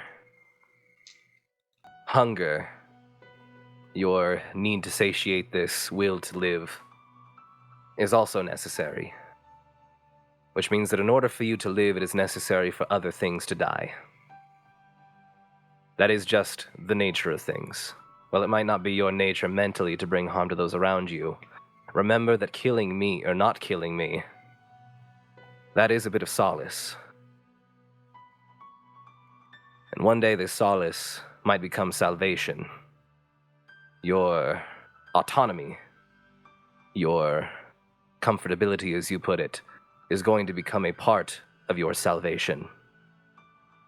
And only through that salvation will you find your silver lining. She kind of like smiles and she like nods and says, I hope that, well, I guess in a weird way, my sibling learned something similar. I don't think he's a monster or a beast.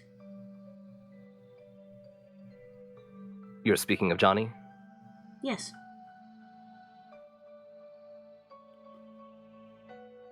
Again, I've seen him in my dreams.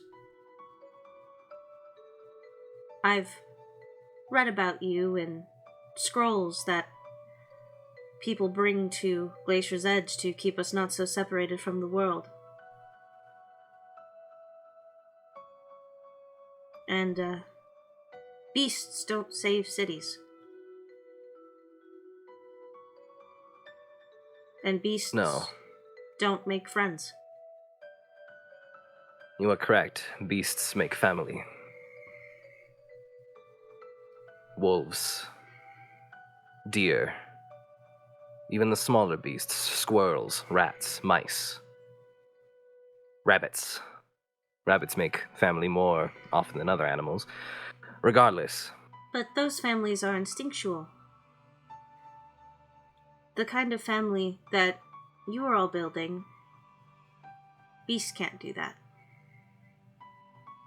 I suppose not.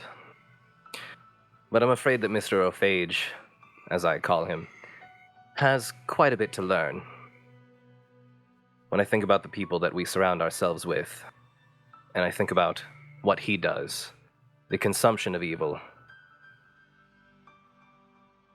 I am, as I have stated to many others before, a knight. The form that I take, the name that I go by, none of these things matter. And I hope that this is a lesson that he will learn as well, is that it does not matter the form which he takes, but the actions that will define him. Well, I think traveling with you lot that he'll learn that in time. I just hope he learns it before he comes back here to kill me. I fear that there are only so many lessons that we can teach him, and that because of the amount of evil that he consumes, one day it may consume him.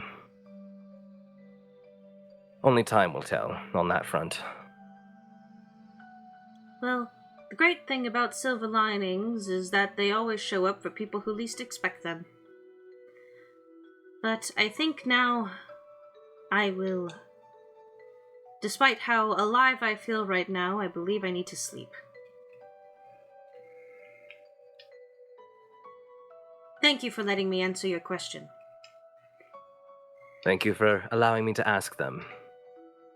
But before I head back to my place of rest as well, a word of advice. Just because you are feeling the possible feelings of regret or remorse for taking from me, this feeling of life that you have right now, the colors, the sounds, more vibrant than usual, the feeling that comes back into your hands, your legs, your arms. Do not think of these things as something profane that you do not deserve. You are alive and you think and you feel in here. She points at her heart. So you deserve to feel those things just as much as the rest of us. Kirith kind of looks at the ground and says, I'll do well to remember that. Thank you. And she will, do, a little hop and a skip back up the stairs and then lead you back there, back through that way as well.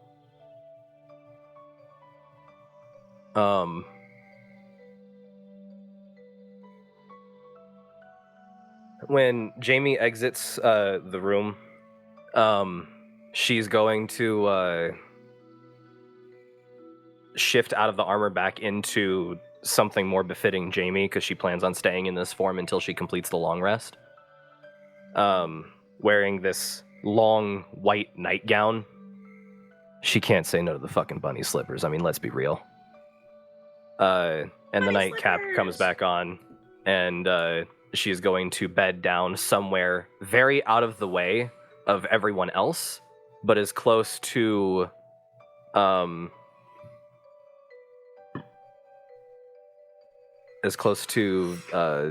Kirith's room as she can get.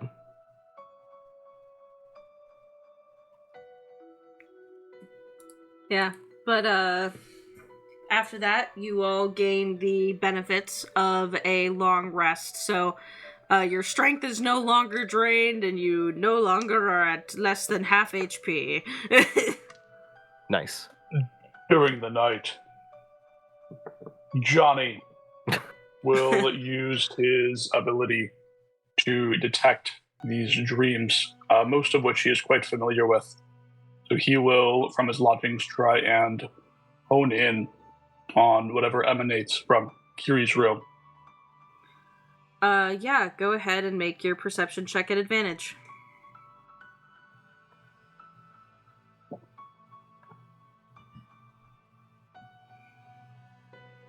$11.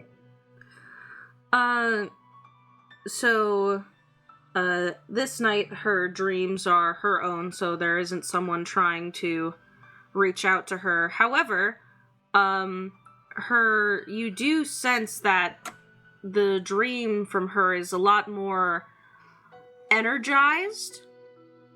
You don't really know why, but it is a bit more vibrant, less suppressed and dulled. Because originally it was suppressed and dulled, but now it is very vibrant and very lively. But the dream is very hopeful and almost sweet to the taste. It is very pleasant. But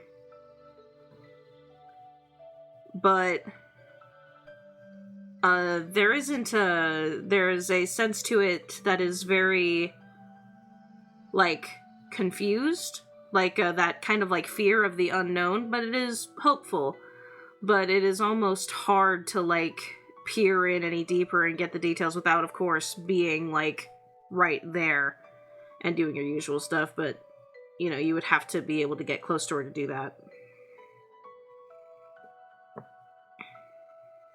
Got it. That is all from me. I'm going to make a shoe compartment in my cobbler's tools. As part of the rest, I'll also prepare everybody's shoes with the cobbler's tools so we can travel for 10 hours, even though we ride horses and other beasts. And I'll also summon 3 illusory copies with Wand of the Sixth Ring. Next day, wake up. Johnny slept as always. First one up. And once we're all together, I suppose Johnny will cough up a lot of horses and we will set off.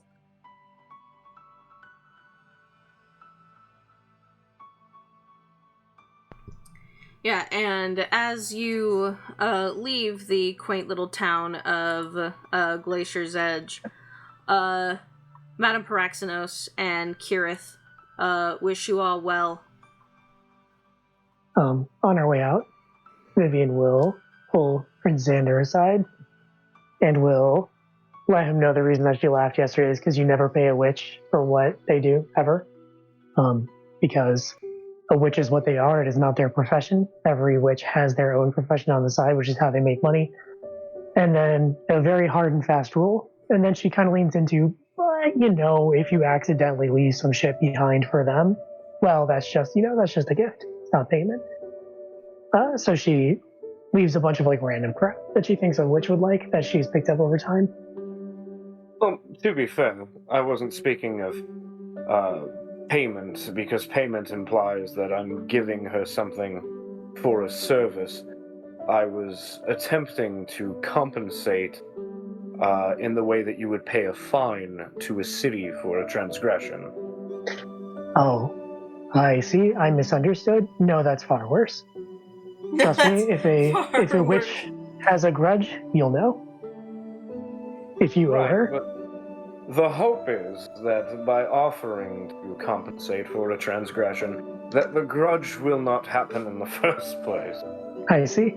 It was very funny. I apologize for laughing so uproariously, she says with a completely straight face. And yeah, she'll direct you to leave some socks that you don't wear anymore, or like sheets or whatnot that they can turn into bandages. And then we'll head out. Yeah, and as you leave the quaint little fishing village of Glacier's Edge behind, we are going to do a fairly minor time skip, mainly because we have already done a travel sequence through license, so we don't need to do another one in detail. How much time are we talking? Well, that depends. I did have a few questions. For one, so you guys are kind of going down the coast of license right now because that is the easiest way to get to Viron without having to go through a shit ton of mountains and a shit ton of bullshit. And also it is the safest route. And it's also the direction that the assholes were going. So, basically I have two questions. For one, when you guys eventually made it to Winterbane, would you look into anything there? Huh? Winterbane We'd is... probably look into the people that we're trying to kill, and if they're there. Cool. So, essentially, I'm just going to do intermittent time skips and then stop at places of interest, but I'm not doing random encounters and rests and watches, and that's what I mean by I am just bouncing through until we get to Viron, where the shit is new. Jazz hands. For the purposes of the finders, keepers, how many days pass? So between Glacier's Edge and Winterbane is about a week of travel. Got it.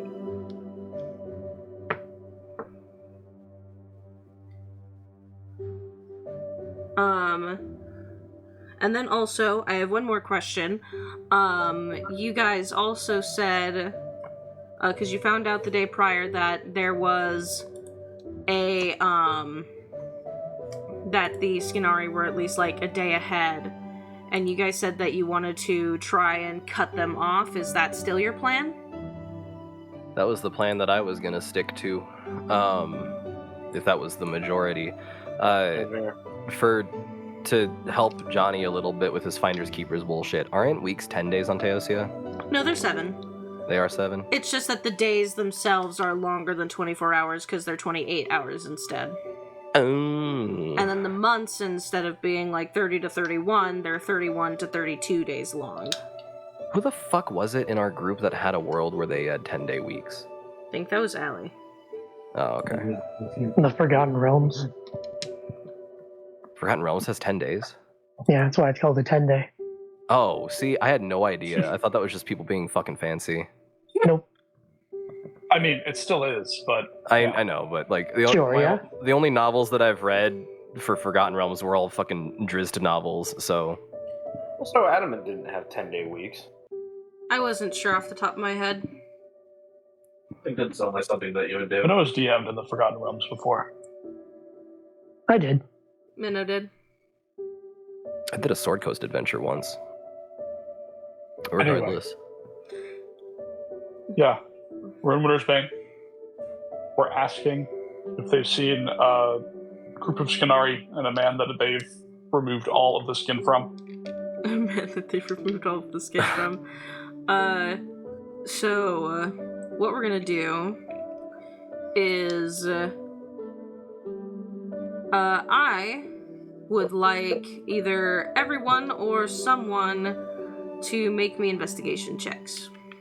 Not Can I me. make that persuasion instead and ask around? Yes. fucking Let's bet. all make the check. 21. 21. Also The funny 21. number. Whoa! Holy shit! Wow. Reaper numbers. Reaper numbers. Less. Technically, I rolled a 3, but because I'm an eloquence bard, that turns into a 10, and I have a plus 11 bonus. 0. Emiko ain't see shit. 9. Jay also 9, didn't no, see 9. shit. Yep. Oh no. We are armor clad, and the helmet is terrible Wow. for vision. Please tell me, Minnow, that Viv got a 9. Okay, I got a 16. Oh, 9, 9. 9, 9, 9, 9. that would have been so funny if we had 3 pairs. I would have lost it. Damn. We've done that before. We have.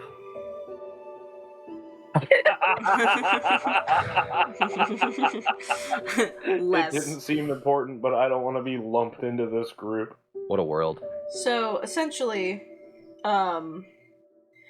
when you guys make it to Winterbane, it's been about a week since you have left Glacier's Edge, and effectively, Winterbane is one of the larger cities of License. It is the second largest city. Obviously, it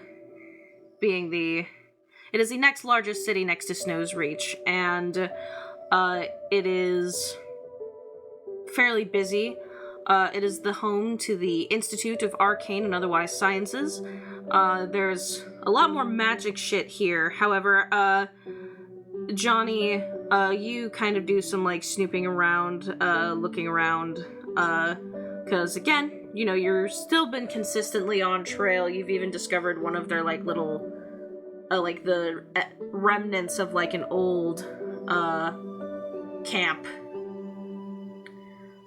Mainly just the fire pit, nothing really of importance. But also, Johnny, you discover that, they did, God, I can't think of the fucking words right now. Johnny, you discover that there was basically I don't want to say an exchange, like nothing was sold or anything, and the trail doesn't go in a different way. However, you discover that there is some way that the Skinari communicate with one another that without being on this trail you wouldn't have discovered before, and you find that on the outer walls of Winterbane there is, and it's almost impossible to see, but you know that pen you got at the beginning of the game that was basically like an invisible ink pen? How could I forget? You find out that on the outside of the wall there is a mark on the wall that is made from a similar kind of substance, a magical invisible ink. And you notice that there are a bunch of marks on the wall that are of varying ages, and you discover that when the Skinari are in a place, they have a area that they go to and they will make marks to indicate that they have been here. This is mainly something that you can apply for, like, later investigations, but basically you learn that it might be a way that Skinari kind of, like, key in what they are doing without having to have any sort of traceable communication, is by leaving these near invisible marks in certain places. Ritual casting detect magic. What do these markings say? So effectively, it is I don't want to say it is an illusion in a way because of, actually, what fucking, thank you, Marble, very cool. Thank you, Marble, very cool. Okay, it is illusion, cool. So it is an illusion magic, and, you, make me an Arcana check, I'll say. Sleepwalking. 24. So basically, you kind of decipher that this is like a strange language of varying like symbols, and based on the way that the symbols are facing, and also the, I guess, potency of the glow, it means certain things. You kind of cross-reference just basic arcane language and also like the way that Thieves' Cant works, because typically Thieves' Cant is like phrases or symbols that mean certain things, and this is kind of like I'll do you one better, and just, if it's okay with you, ritual cast, comprehend languages. Yeah, well, what I was saying is that what you did worked because it allowed you to study it more clearly to then do the other thing. But effectively, the symbols that they left behind mean nothing here, heading south.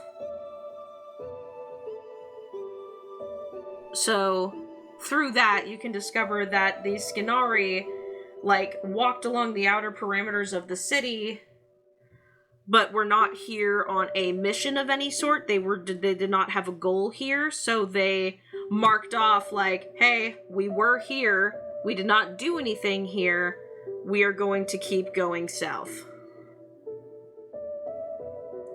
And then they left this in an area where there is, like, more messages that are very small, where it's like, which is kind of sad, because again, the messages are clearly older, because these, like, basically whenever someone writes a new message, it overwrites the old one, but you can kind of see the past messages a little bit, and one of them will say, something like, arrived, have taken to, going west, or going east, or going north, or, stuff like that, where it's basically like, they do a quick thing of why they were here, what they did, and then where they're going. And this can all be conveyed by, like, symbols and other scrawlings that mean very specific things.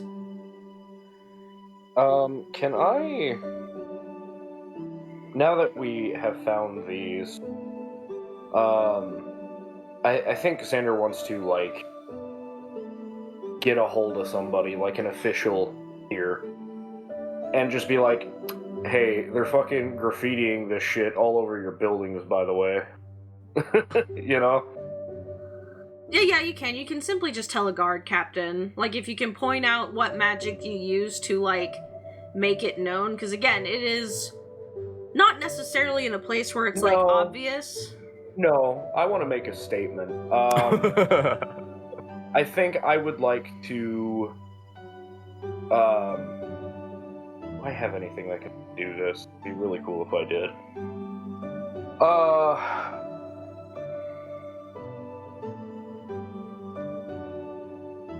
I kind of don't. What do you want to do? Maybe we can help you. I just want to, like, make all of them visible by burning them into the structures that they're marked into. You will get fined and possibly arrested if you do that. Hey. What's up? Does Xander share this with Johnny? Yeah. And Xander basically says he wants to do this because he's tired of this being ignored. Well, we'll definitely be fined and possibly arrested if we do this. So, let's do it at night. Sounds good. And then, when we go to do it at night, Xander's gonna use fucking disguise self. Johnny will also use disguise self. Perfect. Alright. I assume we have an instance to swap in. I need you both to make me stealth checks. I'm gonna cast Pass Without Trace. Oh my god, I love you. I'm also gonna give Johnny inspiration. We're level 8. Petty vandalism can't keep us down. I know, but again, not gonna tell me you're doing something illegal and then not have to. So That's 23. 27. 25. Oh, 25, okay.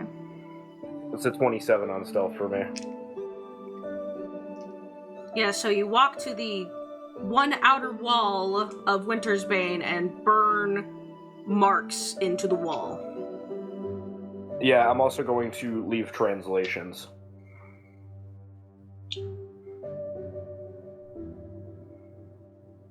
Yeah, you do so successfully.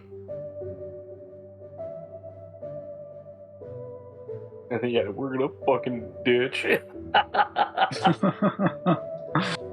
Oh, man. I love political vandalism. It's my favorite kind. Which also means you guys spend an extra night in Winterbane. Keep adding an S in there. Sure, we have shit that we need to do, that whenever you're traveling somewhere, you need to stop and get new stuff and whatnot, blah, blah, blah. Yeah.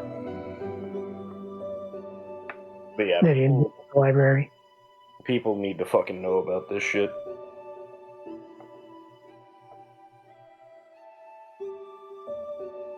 In an ideal world, I'm gonna make it impossible to ignore.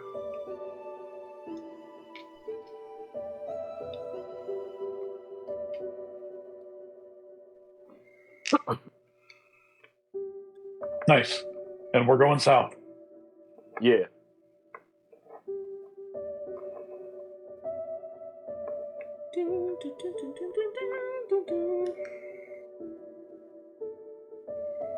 Oh shit, phone. Yeah, no, I'm touching my phone on purpose, not accidentally. Thank you. God, I hate that fucking feature. I wish I could turn it off. Tries to unlock phone. Oh, you're accidentally touching it. No, I'm not! It also has never stopped me from accidentally touching my phone. No, it has only touched me from purposefully touching my phone. It has not stopped me from accidentally doing shit! It's only stopped me from purposefully doing shit! Stupid. I hate it. Oh my god. So dumb.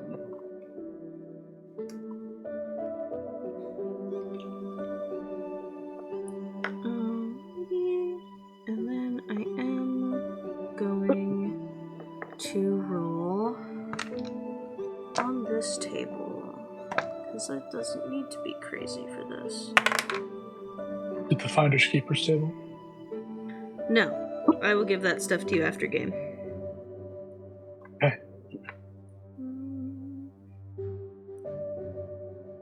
Oh, that's funny. I wish Longstrider was as good in 5e as it was in Baldur's Gate 3. That spell would be so fucking goated.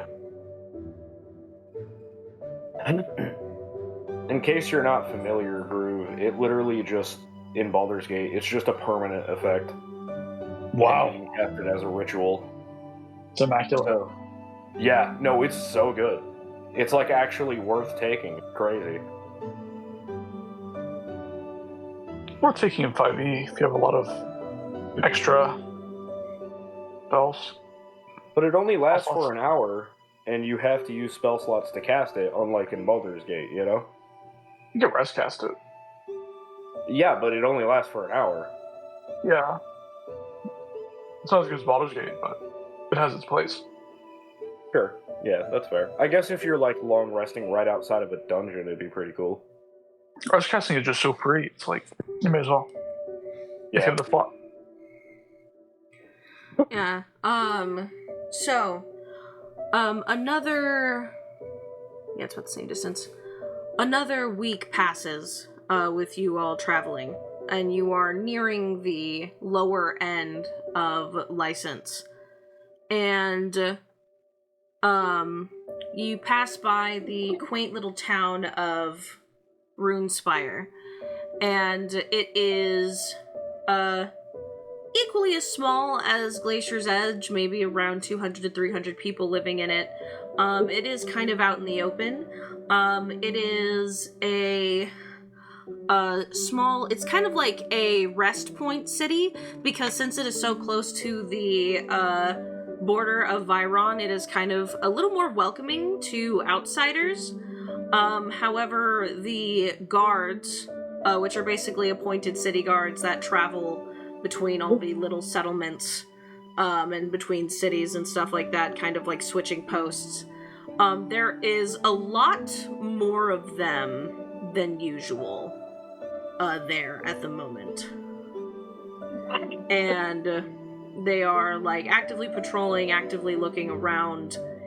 And similarly to when you guys walked past Glacier's Edge, there's also a part of the like city center that looks like there was a scuffle nearby. In fact, there's these like lamp posts that they have. Now, like the cities of license, Runespire also has these like pathways that are made out of like crystal. Not as nice as the crystal in like the official cities, but it mostly lights up. But then they have these like posts with little crystalline lights on top of them to add a little more light for people to like see them from far away, which is also how you all saw them. And however, in this like city center that they have, which is a large circular plaza with like a, I would call it a fountain, but it's not really, because the water would freeze and it wouldn't really work, but like a similarly shaped stone structure that also pours out light. So it's like, it is like a fountain, but it has light instead of water pulsing through it. But you can see that this fountain-esque structure is broken in a place, and there's like scorch marks on the ground that indicate some sort of magic fight. And again, there is way more guards than are probably necessary for a town this small.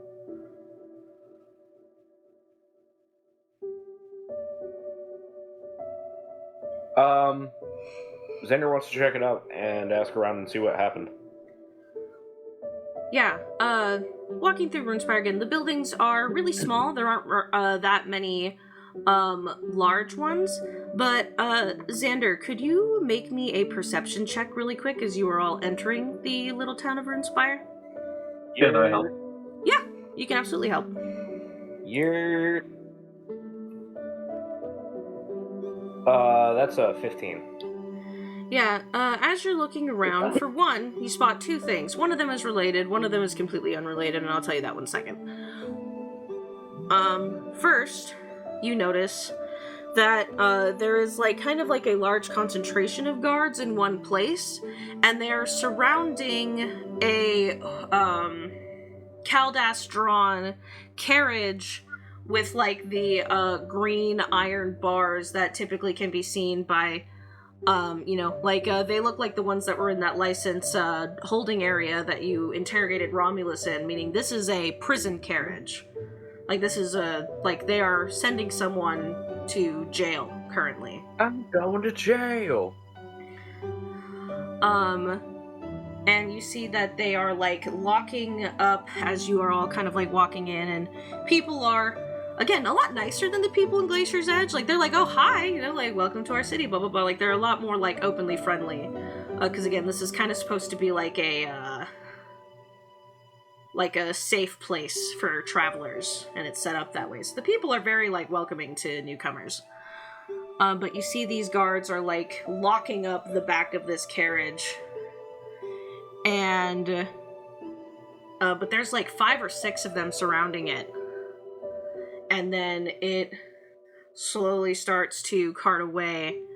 And there's at least, like, 3 guards on each side, like, surrounding it.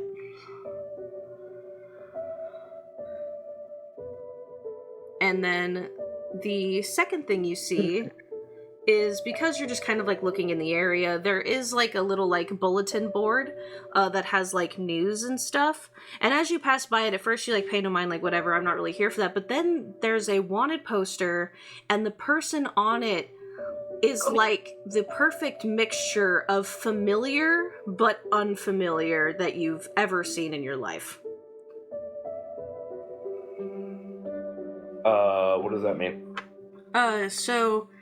When you, like, look at it, you see that there is a wanted poster with a drawn picture of a man, and the man has a shocking, like an eerie resemblance to you.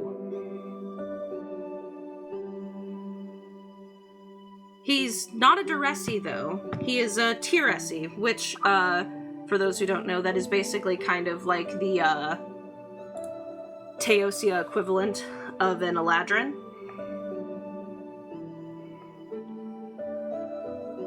And it's not like, it doesn't look like someone, like, pretending to be you, but he has, like, the same kind of jaw and the same, like, shape in the eyes, specifically, like, the area specifically where the eyes meet, and, like, the bridge of the nose looks very similar. And again, similarly, but not quite the same shaped face, but enough of a resemblance where you noticed it from far away. And to be clear, I do not recognize this individual. No, you have never seen this man before in your life. I take it there's multiple posters up here? Yeah, there's 2 of this particular, and then there's wanted posters for other people, but looking at his, you also see one posted next to his labeled as an accomplice. And it is unmistakably Yennefer.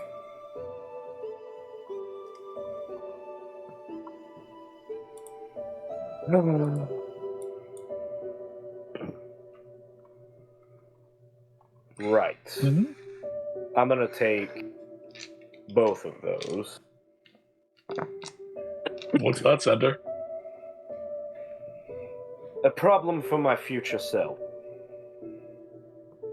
Yeah, but basically, it says that the man's name is Tamir, and that his crime is breaking someone away from guards.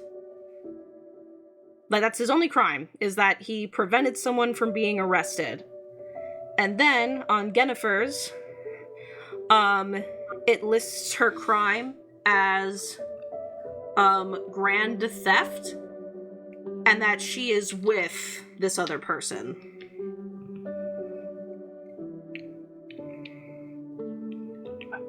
I'm gonna fucking hit up my mom and let her know.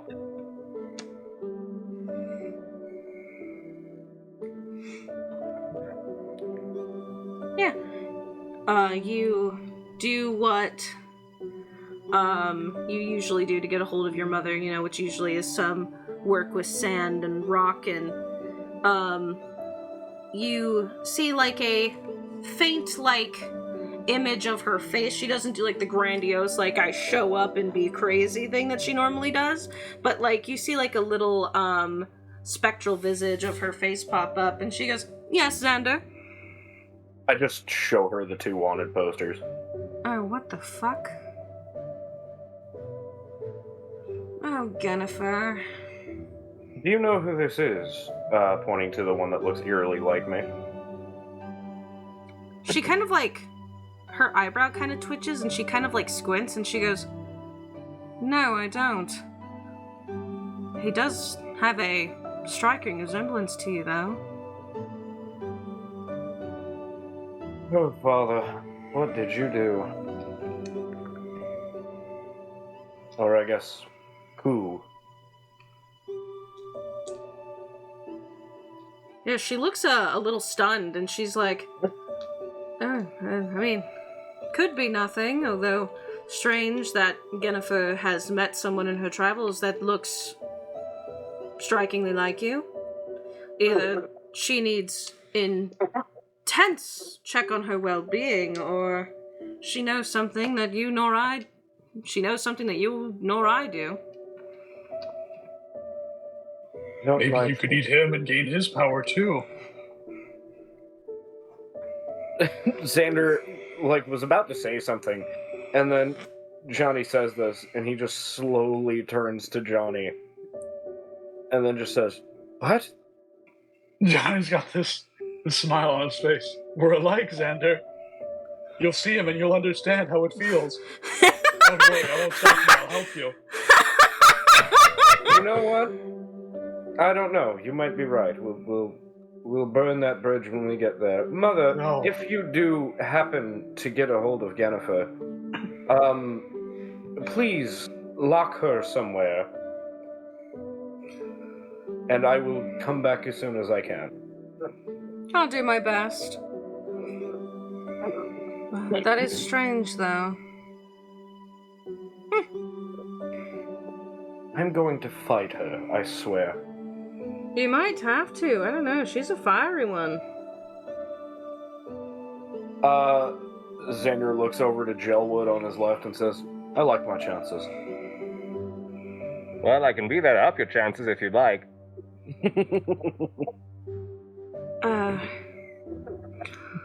Well, I've still been trying to contact her, but I'm still being ignored, so I'll let you know if that changes. Also, darling, Camillus' mother says hi. Oh, give her my warm regards, then. Absolutely. Ta-ta, darling. As the visage of Nimra fades, Xander waits for a moment, and just exhales. And it's just like, oh, fuck. Why? Everything all at once. It's just 0 to 100 so fucking fast. I hate to make your troubles worse, Xander, but there's something I must tell you. And what's that, Mr. Phage? Lately, whenever I see your mother, I feel strange. Oh my god. I don't think you should say that in front of Strange in what way? I think I'm falling in love. Oh. Oh my god. Are you sure? Because from what I understand about what you understand about love, the only thing you've learned love from is smut books that Vivian's shown you from various libraries around Kelmra. Oh. Yeah, you're probably right. Well, I'll tell Never mind, you what. Xander. Your mom is just really hot. Xander, I lust for your mother. Xander kind of chuckles at this and says, Do I have your blessing of course. to become your father? Sure, why not? Alright, sure, why not? I mean, for all we know, you could be old enough to be his father. We have no idea. You say you were born not too long Xander, ago. I think I'm already your father. And maybe that's my mistaken identity. No, I've seen my father. And I wouldn't go that far. Maybe I just changed a little bit. No. Well, Minnow I throws think you're her reaching. keyboard at the wall. All of her fanfiction is now canon. unless my father grew by 1.5 feet, no. It's possible. He was, as they say, a short king. It's your height too, then, I suppose. I'm almost as tall as you. Yeah, no, if you're not taller than me, you're shorter than me. That's just how it works. I said almost. That is how it works, yes, Yeah. correct. I A don't reminder that even though J. Elwood every once in a while says profound shit, he's got an 8 intelligence. Yo, just like me for real. Anyway, shall we keep moving? Unless you're gonna summon your mother again. Yeah, let's go. Chas, in the area that we're in, would it be faster to fly? I mean, slightly. You're exiting the more mountainous regions of Light Sense. It's not as crazy terrain down here as you get closer to the border of Viron. But it's still fairly crazy? Yeah, it's definitely going to start becoming more forested rather than like rocky and snowy.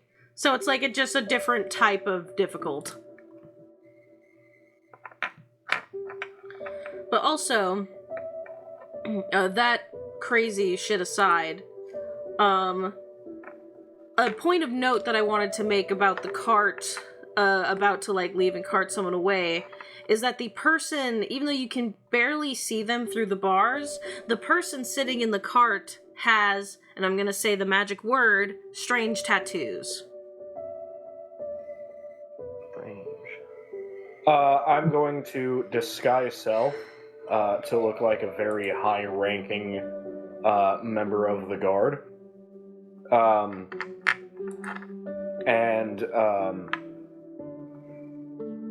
Yeah, I'm gonna go after him. Yeah, so you see the people like have locked everything up and they're getting ready to start carting him away, And then you walk up, and one of the guards that's kind of like guarding the outside of the caravan, like stops and does like a very, does a salute and says, "Sir! Was there something you needed?" Guardsman, I just came from Snow's Reach, actually. What do we have here? Oh, this is and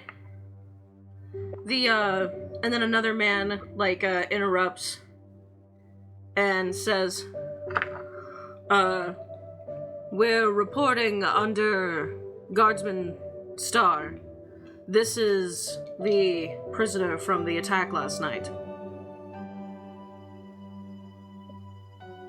Sorry, I'm afraid I've only just arrived. What exactly was the nature of this attack? Last night, a few Skinari drifters had an incident just outside of Runespire. They were attempting to sneak into the town and gain some rest for the night. They appeared to have just been in a bad way, but they were unable to conjure their disguises fast enough and got caught by the guards.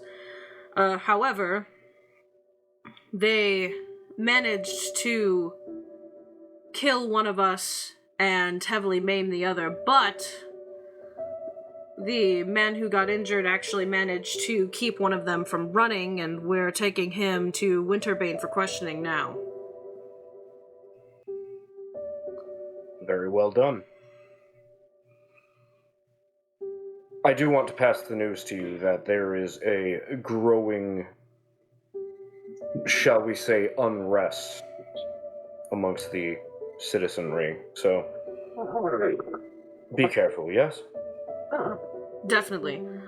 Again, we are taking him off to Winterbane for questioning, and, well, we don't know the full details, and then likely they're going to be shipping him off to Fitzfell for a murder of one of the guards. And any other crimes that they can get him to admit to, of course, being a Skinari. Well, the capital is looking at things very closely when it comes to the Skinari situation.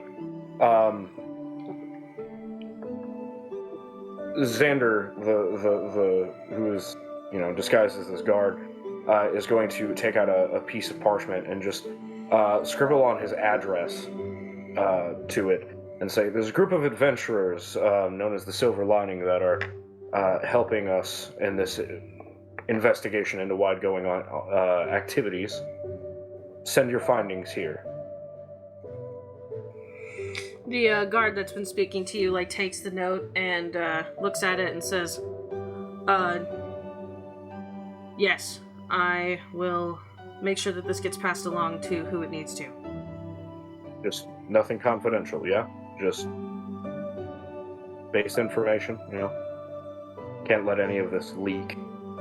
But it's good to keep them informed. Of course. Is there anything you need from us before we head out? We want to get there before any of their friends try to retrieve him. Not the necklace. Absolutely not. See if we can take him. See if we can take the prisoner. Make haste, Guardsman. No. Yes, sir. Wait. Don't send them away. Please. Xander is going to, as he's walking away, sort of speak into the necklace and say, "Are you fucking mad? We will get caught. Stop." That's okay. That's not okay. He'll be dead. He'll be dead and we'll be arrested, which means we can't kill the other one. Okay, fair enough. Yeah. But we have to go back for him. Sure. And all right, fine.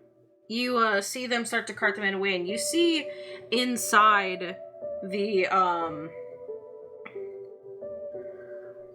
carriage once again. You see the man is very well bound, but he's thrashing around. But obviously they have him in a way where he can't hurt himself to get out of whatever's going on. But he looks pissed. And also very fucked up.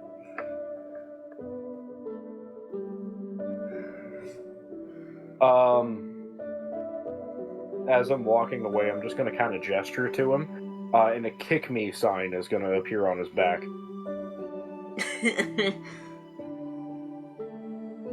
Yeah, but yeah. even with the like 7 guards that left to escort this man back to Winterbane, there is still like almost a dozen of them left in Runespire, just like looking around,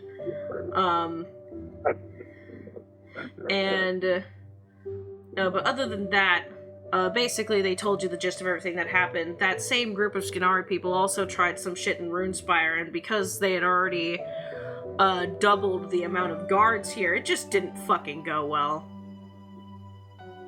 They got fucked. Very fair. Yeah, we need to skedaddle. We need to hurry the fuck up. I'm gonna give us 2 hours of travel on the back of a Quetzalcoatlus, if that's going to be faster. Otherwise, we'll just keep doing what we have been doing. What are you using for that? I'm just curious. Polymorph. Oh, cool. How fast is a Quetzalcoatlus? 80-foot fly? Yeah, 80-foot fly speed. Yeah, it would be slightly faster because you don't have to deal with difficult terrain. What about the mounts? I guess we gotta leave them behind, huh? We have time to monitor the Xander. I can just carry them. I'm a huge fucking dinosaur bird. You're not to leave them. No. Alright. I have something for us. Is it horses? It's horses. Okay, we keep going. But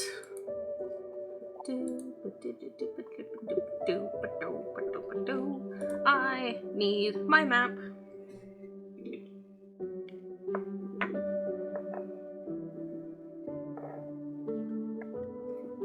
I am so sorry. I wish Polymorph let me turn into monstrosities so I could turn into a fucking rock. That'd be so good. That would rock. Ah. That'd be so Queen? good, dude. I want to be a massive fucking bird. You know, it's really funny because if they were... I had a plan if they questioned my identity. I was going I was going to tell them that I was Captain Charles Norris. Magic Norris. Can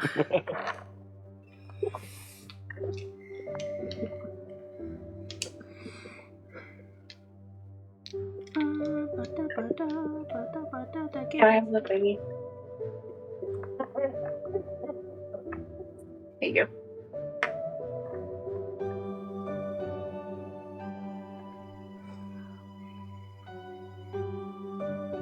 Okay. So,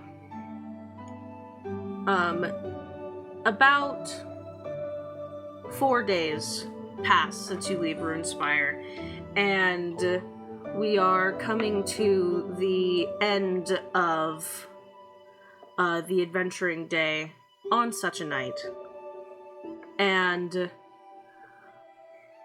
basically, once you set off in the morning, within maybe an hour or two, you will be within the country of Viron. You can see that the snow is starting to thin out only slightly. Hey, quick question. Answer? Are there, like, border guards? There are patrols sometimes, but none of the countries in Kelmra have closed borders.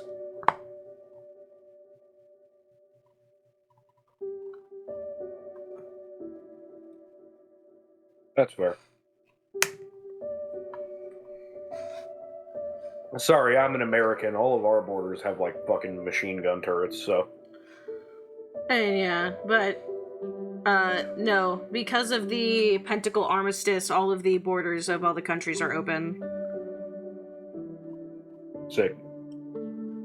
Basically, there are other ways to identify where someone is from, and if basically there's like an open agreement, like if you fuck up in another country, like, you know, you're fucked. You're the one who did it. Sorry. So they don't have any like allies or anything like that. None of the countries have allies. It's basically just like the second you break the armistice, no one gives a shit. Essentially. Basically because Kelmra has like its open border policy, like if you fuck up somewhere else, you are no longer protected by where you're from, because if you fucked up there, you're gonna get punished by the law there. Or the Knights of Palor will fucking get you, depending on what you did. Oh yeah. So essentially, like, you know, if you're from Viron and you break a law and license, your license is problem. But then also, because of the Pentacle Armistice, you know, license will send prisoners to a prison in Viron. You know, they all work together that way. So they will have patrols surrounding the borders just for like generalized like safety, just in case. But like there isn't like border stops where it's like, oh, you have to be able to enter this country, because since all of the 5 nations of Kelmra are unified in a way under the Pentacle Armistice, they don't prevent people from which place from entering. I was more so curious about, like, you know, we're gonna let you into the country, but we're gonna check you for contraband first type of shit. No, they don't do that either, because typically guards in cities do that. So there's, you know.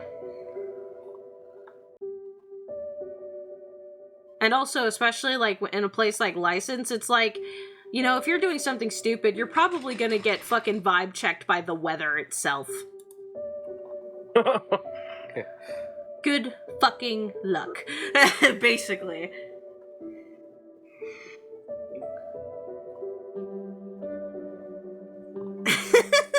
What the fuck? No, John. Stop, no. But basically, it is 4 days after you left Runespire, and there is a, it is nearing the end of your adventuring day, and again, the next morning, you guys will basically be a hop and a skip away from entering Viron proper, but it is just too late in the day, and the sun has set behind the mountains. And when you all prepare yourselves to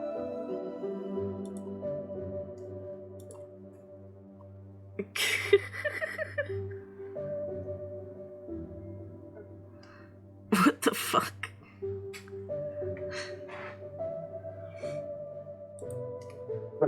Oh my god, I gotta stop.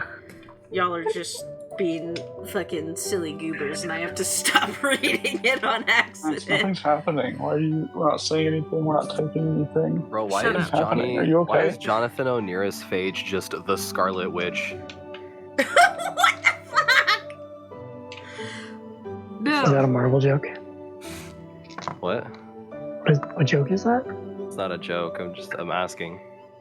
I mean, I guess it is a joke. It's dry humor, but it's. Yeah, that's real dry, Joey. That's a freshly packed bag of flour dry right there, my friend. Because he's fucking. Anyway, Trying he's to fucking my mom. Explode with chaos. No, he's not.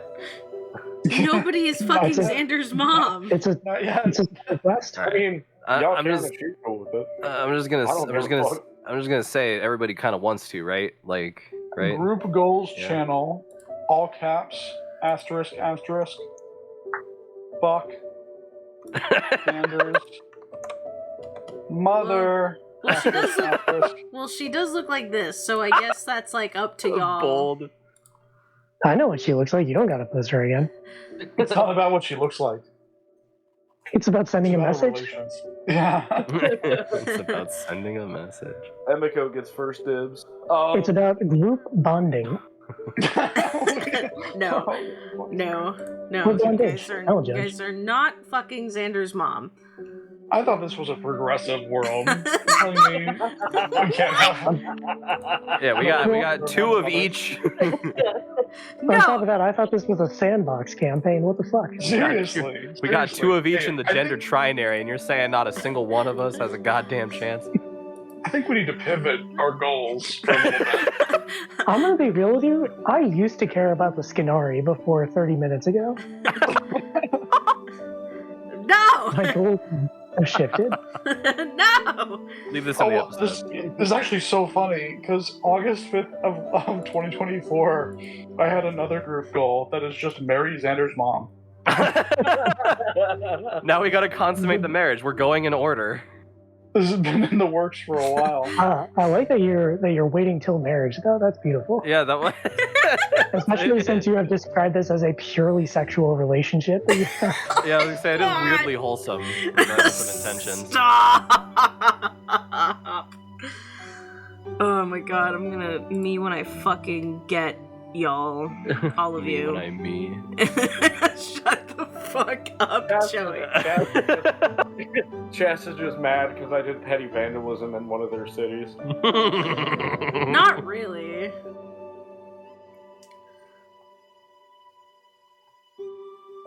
Anyway, We get No. Anyway, my goodness.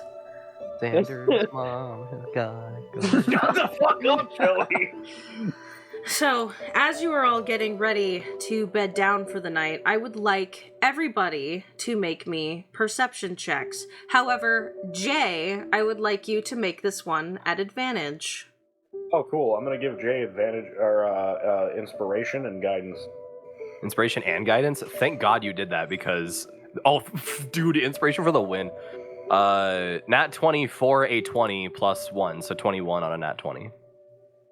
You roll the inspiration die, you fuck. I did. That was the inspiration. Oh, I thought you meant the other kind of inspiration. Sorry. I gave you guidance and inspiration. Yeah, when I was thinking inspiration, I was thinking of the kind of inspiration where you can re-roll the die, not the one where you give me... What is it right now? It's a D8? No, you had advantage. Yeah, D8. Okay, so that is not 20. It's So, not, or- so you have advantage. You have an Yeah. advantage die, I should say. You have an advantage die. You have a D8 and you have a D4 that you can add to it.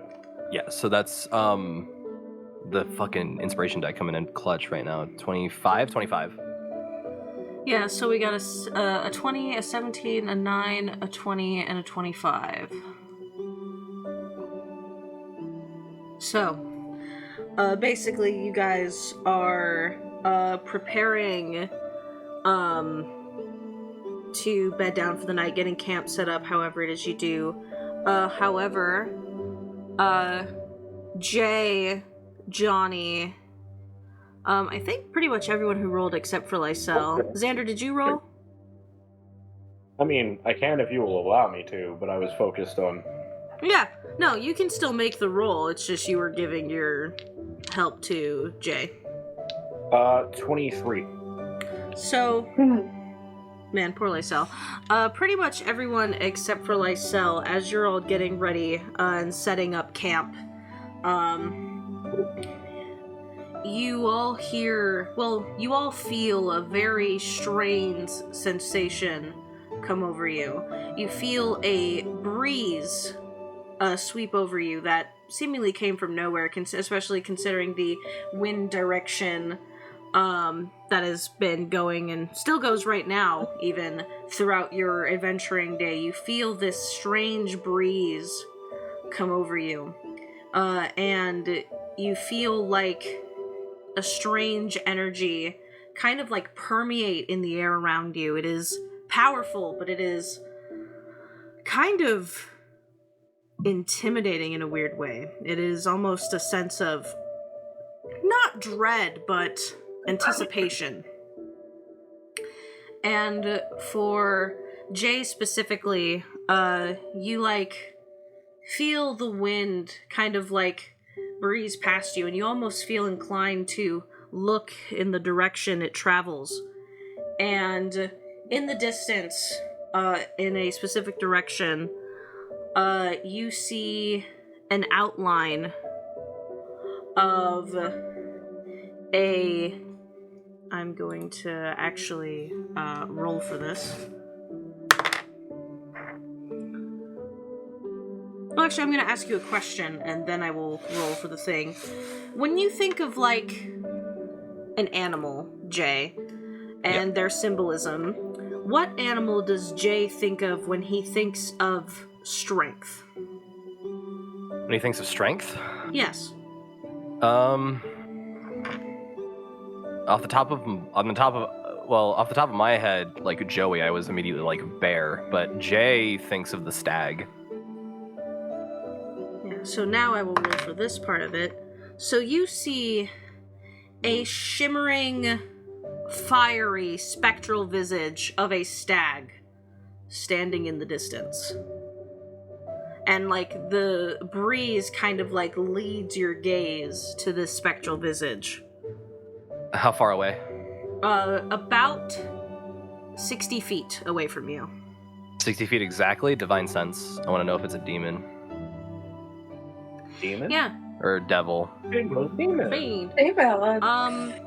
And that sense detects celestials, fiends, and undead specifically, correct? Yeah. It is none of those. It's none of those? Okay. So it's probably like a magical beast or monstrosity or some other thing that can't be detected by the show. Oh, it could be fucking Fae for all I know, I guess. By that margin. Does it seem to do anything? It is watching you. It is specific. Watching us. Okay. And when your eyes fall upon it, you see orbs of light appear and flicker above its antlers. That Flickers are of light. Yeah, that are all different colors, like blue, an even lighter blue, a gold color, an orange color, similar to the energy that it's made out of, green. Who goes there, fiery beast? Well, that was actually going to be my next question, was do they see that also? Yes. Those who, well, not just those who pass, but, like, everyone can see it, and then, like, you know, if someone, like, tries to get Lysel's attention who doesn't seem to have noticed it at first, and then point it out to them, they would be able to see it as well. Yeah, Johnny just pointed it out. Perfect. Does it react? It is just watching. It doesn't seem to react to you calling out to it. It doesn't speak back to you. It is just standing, watching. Can I get a dream taste here? What's the dream taste like? Make me your perception check for that.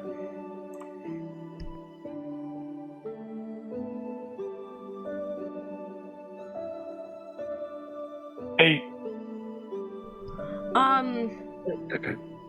You don't really sense like a dream from it. It's hard to. You do sense like a power, like an energy from it, but like no dreams or intent. It's very strange. It's like the creature's like hard to read. Does this thing feel like a spirit? Inscrutable. Emiko,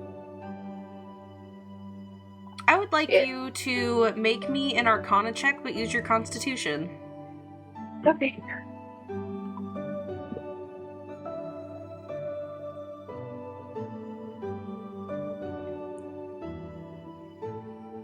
While she's doing that, I want to try to approach it.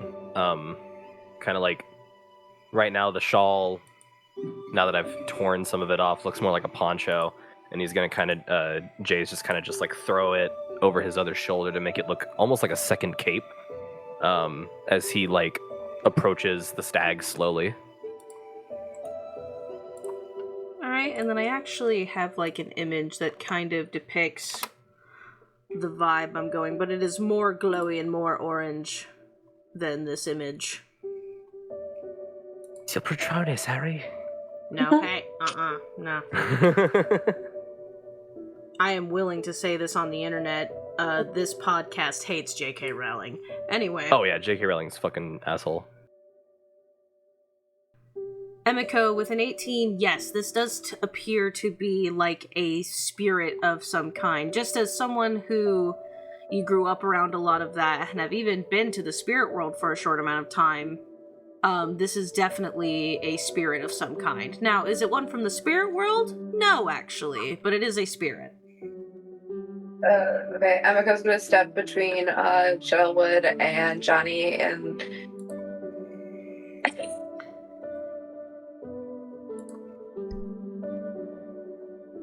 What is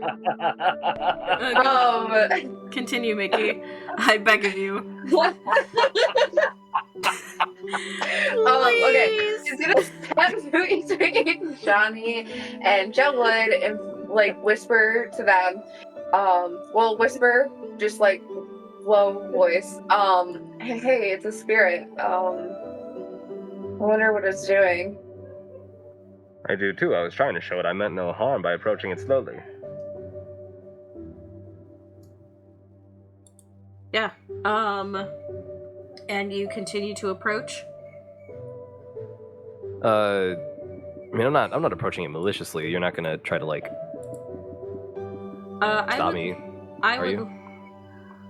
I would like you to make me an animal handling check, but use your charisma. Oh, hey, that means I'm good at it.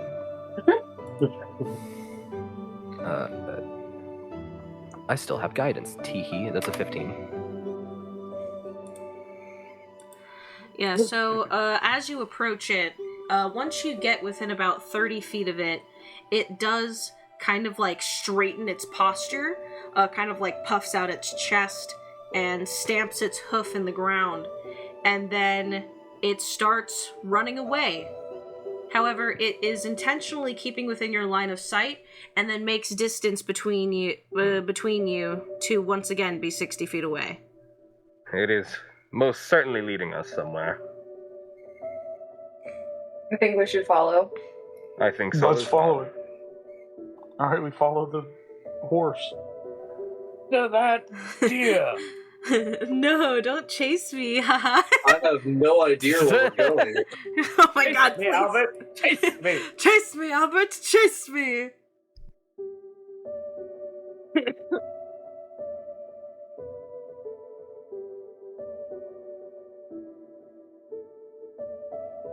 Yeah, we're getting after it. Yeah, I'm trying to, find another thing. Once the stag, is certain that you are following it, because it kind of seems like it, like, turns back and looks at you, like, are you guys following me? Okay, you're following me? Okay, you're following me? Okay. And it jumps into the air and, does, like, that really majestic deer leap. And then when it lands on the ground, it is instead a green fox that looks like it's made out of, like, a constantly shifting but corrosive liquid, and it starts to run a little faster, but again, seemingly purposefully keeping you within, like, eyeshot of it. Are the phantom steeds capable of keeping up? Oh, they are, but despite the fact that this is a little fox, it is about the same speed as them. Was it fast? Oh, I thought we were following on foot. I didn't realize we were following on, like, our mounts. I mean, if you guys... I mean, we were already mounted. There's kind of not really a good reason to dismount just to chase something. Well, you guys were, like, getting... Yeah. Yep. I think we'd be on foot. Oh, I missed that. As much Yeah. as the idea of being on phantom steeds. Yeah, Yeah. we're on foot. Well, in that case, Except for both Emiko is on flying. phantom steed. can I use a polymorph to go into a bird, a big bird, and chase it down? The children are fast, but Big Bird is faster. Get it, Xander. Kill it. No! No, don't fucking kill it. Vivian is also following it on her broom. I'm not trying to kill it. I just don't want to lose it. Myself following on Aspen. Yeah, so as some of you are on foot and then some of you are on mounts, maybe trying to keep, like, a little ahead so that way you can keep eyes on it, it seems like it gets faster, and then after a few moments of chasing it in this fox form, it, like, jumps over a pretty large tree root, and when it reaches the bottom, it turns into that of, like, a hare, as in, like, a type of, like, rabbit-like creature, but it looks like it's made out of, like, a puddle of water, and it starts running through the woods. And as you are all like kind of like chasing it, managing to keep it in your sight, as it seems like it is trying to elude you, but not really. It almost seems like it is testing your ability to follow it. Like it is shifting into smaller and more agile forms intentionally, as you're following it through the woods. And you start to notice the snow fade away, which is very strange. And at some point, the creature runs into the middle of a clearing and then seemingly disappears into like a cloud of smoke. And once again, I would like all of you to make me perception checks. Does this rely on sight? This is kind of just an all-encompassing check, so there is no penalty for it being nighttime at the moment. No, I'm asking because right now I have the trait Keen Hearing and Sight, which gives me advantage on hearing or sight. Oh yeah, you would have advantage. If you have any abilities, I give you advantage on perception checks of any kind, because this is kind of all-encompassing. I'm currently polymorphed into a giant owl with Johnny on my back. Johnny's trying so hard to hold on, he can't look at anything. I rolled 2 natural ones. That's a pretty good roll.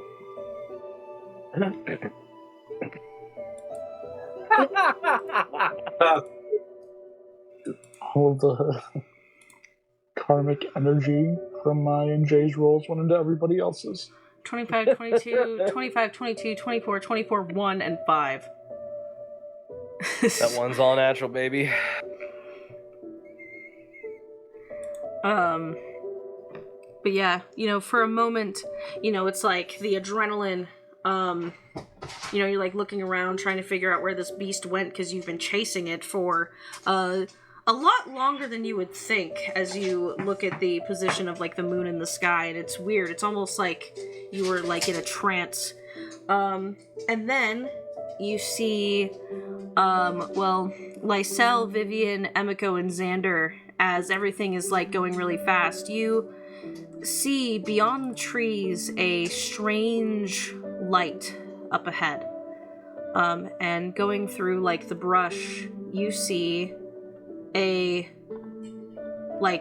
wall made of stone, covered in moss and vines and in the cover of trees, almost hidden. But you see this wall of stone, again, overgrown with all of this life. You even see like butterflies flying through the air in the area, and there's perfect rays of moonlight falling on the door. And it looks like this. Xander will land on it. Oh. What is this? And as you approach it, you see phasing through the door and walking out of it is that flaming stag again. And it stands in front of the door, almost as if it's challenging you. Not challenging you to a fight, but it seems like it is standing in front of the door in a way that it is proposing a challenge. And it just stares ahead. Licks his lips. My yearning grows.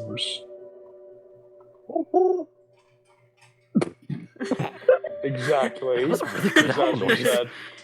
It was immaculate. That was really good. And yeah, we're gonna walk forward. Yeah, the stag starts walking forward, and it walks past any of you and then stands in front of Jay. And, it was hard to see how big this thing was when it was far away, but this stag is at eye level with you. And normally deer are, like, pretty big, but not, like, their face is at 6'4" big. But this stag is at can make eye contact with you height.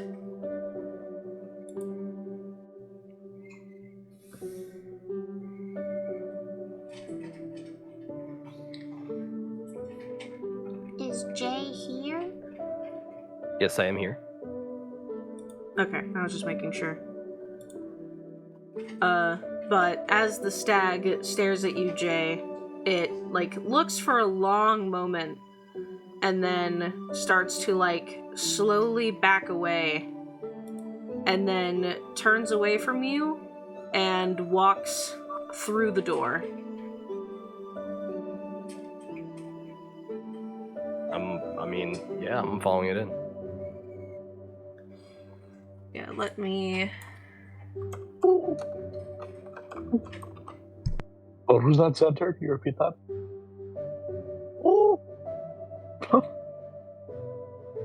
Do one where you're. Do one where scared. Do a scared one.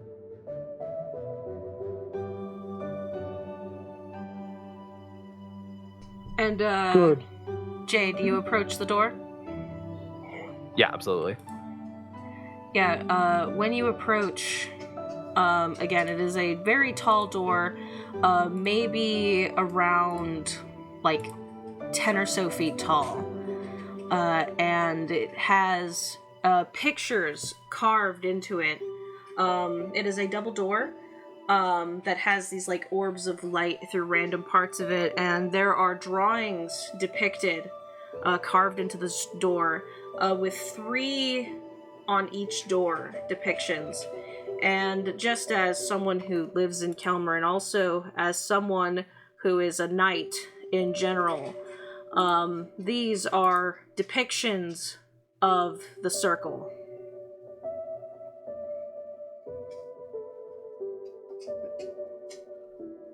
Oh man. However, one of the drawings, the etchings in the stone, are actually lit up with multiple colors that kind of like fluctuate and shift. And the god highlighted is the goddess Physis.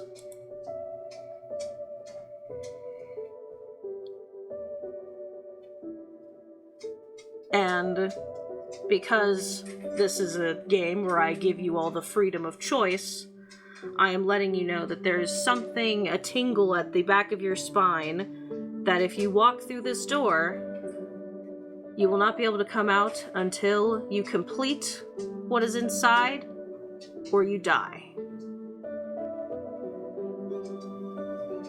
Let's go. Agreed. Wait, Xander says, transforming back. What about Camillus? We won't I be agree. long. In and out. 20-minute dungeon. How do we know? I don't know about that one, but He'll be waiting for us when we get back. I want anyone who is native to Kelmra to make me a history check. Not me. Trekking Triangle, is that, or sorry, not Trekking Triangle, right, Retka, that's part of Kelmra? Retka is a city of Viron. It's just an island, so... So it is not part of Kelmra. It is. It's just... It is, okay. Yeah, because Viron is a part of Kelmra, and Retka is considered Viron territory. It's just an island. Gotcha. For sure, for sure. So... I'll give you Bardic Inspiration, Jay, and guidance. It's not a particularly high DC. 16. So, Jay. Yeah, I'm pretty sure Vivian and Jay are the only members of this party native to Kelmra. Because Emiko is from the Tri-King Triangle. Lysel is, at base, technically... I mean, Lysel, you would be allowed to make this check if you want to. Because while you were created in the Aether Spine, you were raised in Kelmra. Primarily. Well, if you'll allow it, then I'll definitely roll it. Yeah, you can roll it. You are native to Kelmra. You just weren't born here.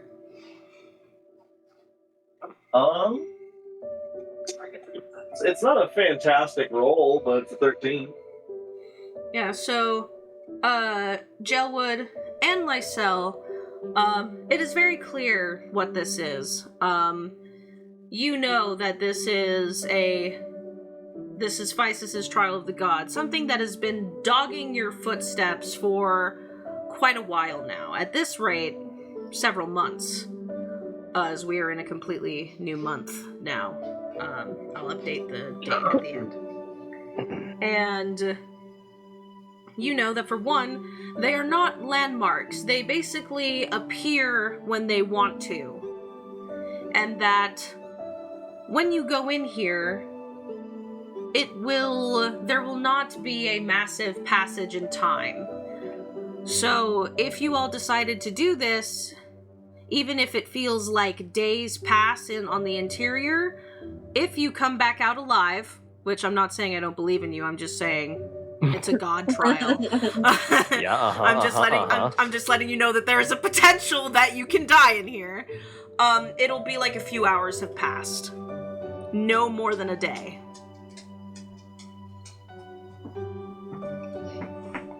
Because since it is in itself a magical conjuration made by the will of the gods, it is kind of like not outside of time, but you're not going to go in here and come back out in 2 weeks have passed. It'll be a mere few hours, despite how long it feels in there. Does the door open if you try to open it?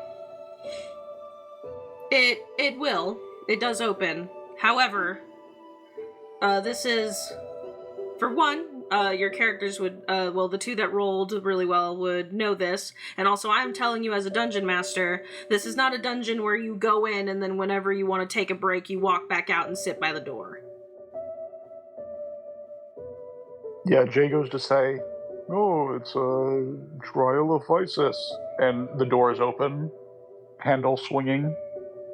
Johnny is gone. Let's go. Do you think Camillus can hold on for a few hours, Xander? I hope so. Because it looks like Johnny has made up our mind for us. Yeah, Xander follows, looking a little deflated.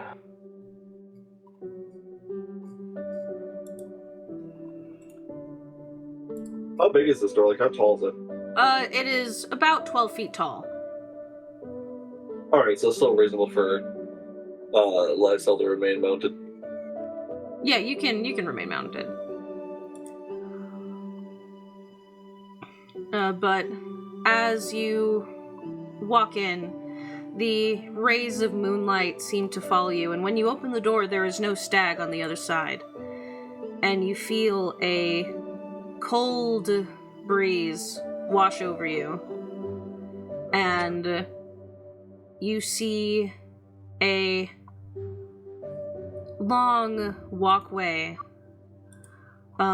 You look like you're on the inside of an old castle where there are arches that are overgrown with moss and extend as far as your eyes can see, with towering walkways and plants growing from the floor, looking long since abandoned. However, when all of you walk in and the door shuts behind you, not only does it shut, but you see vines and growth kind of grow over it as it is sealed, and all of the lights in the door fade as you have officially entered one of the 6 trials of the gods of Kelmra. Fuck. The Trial of Physis. And that will be where we end session for tonight.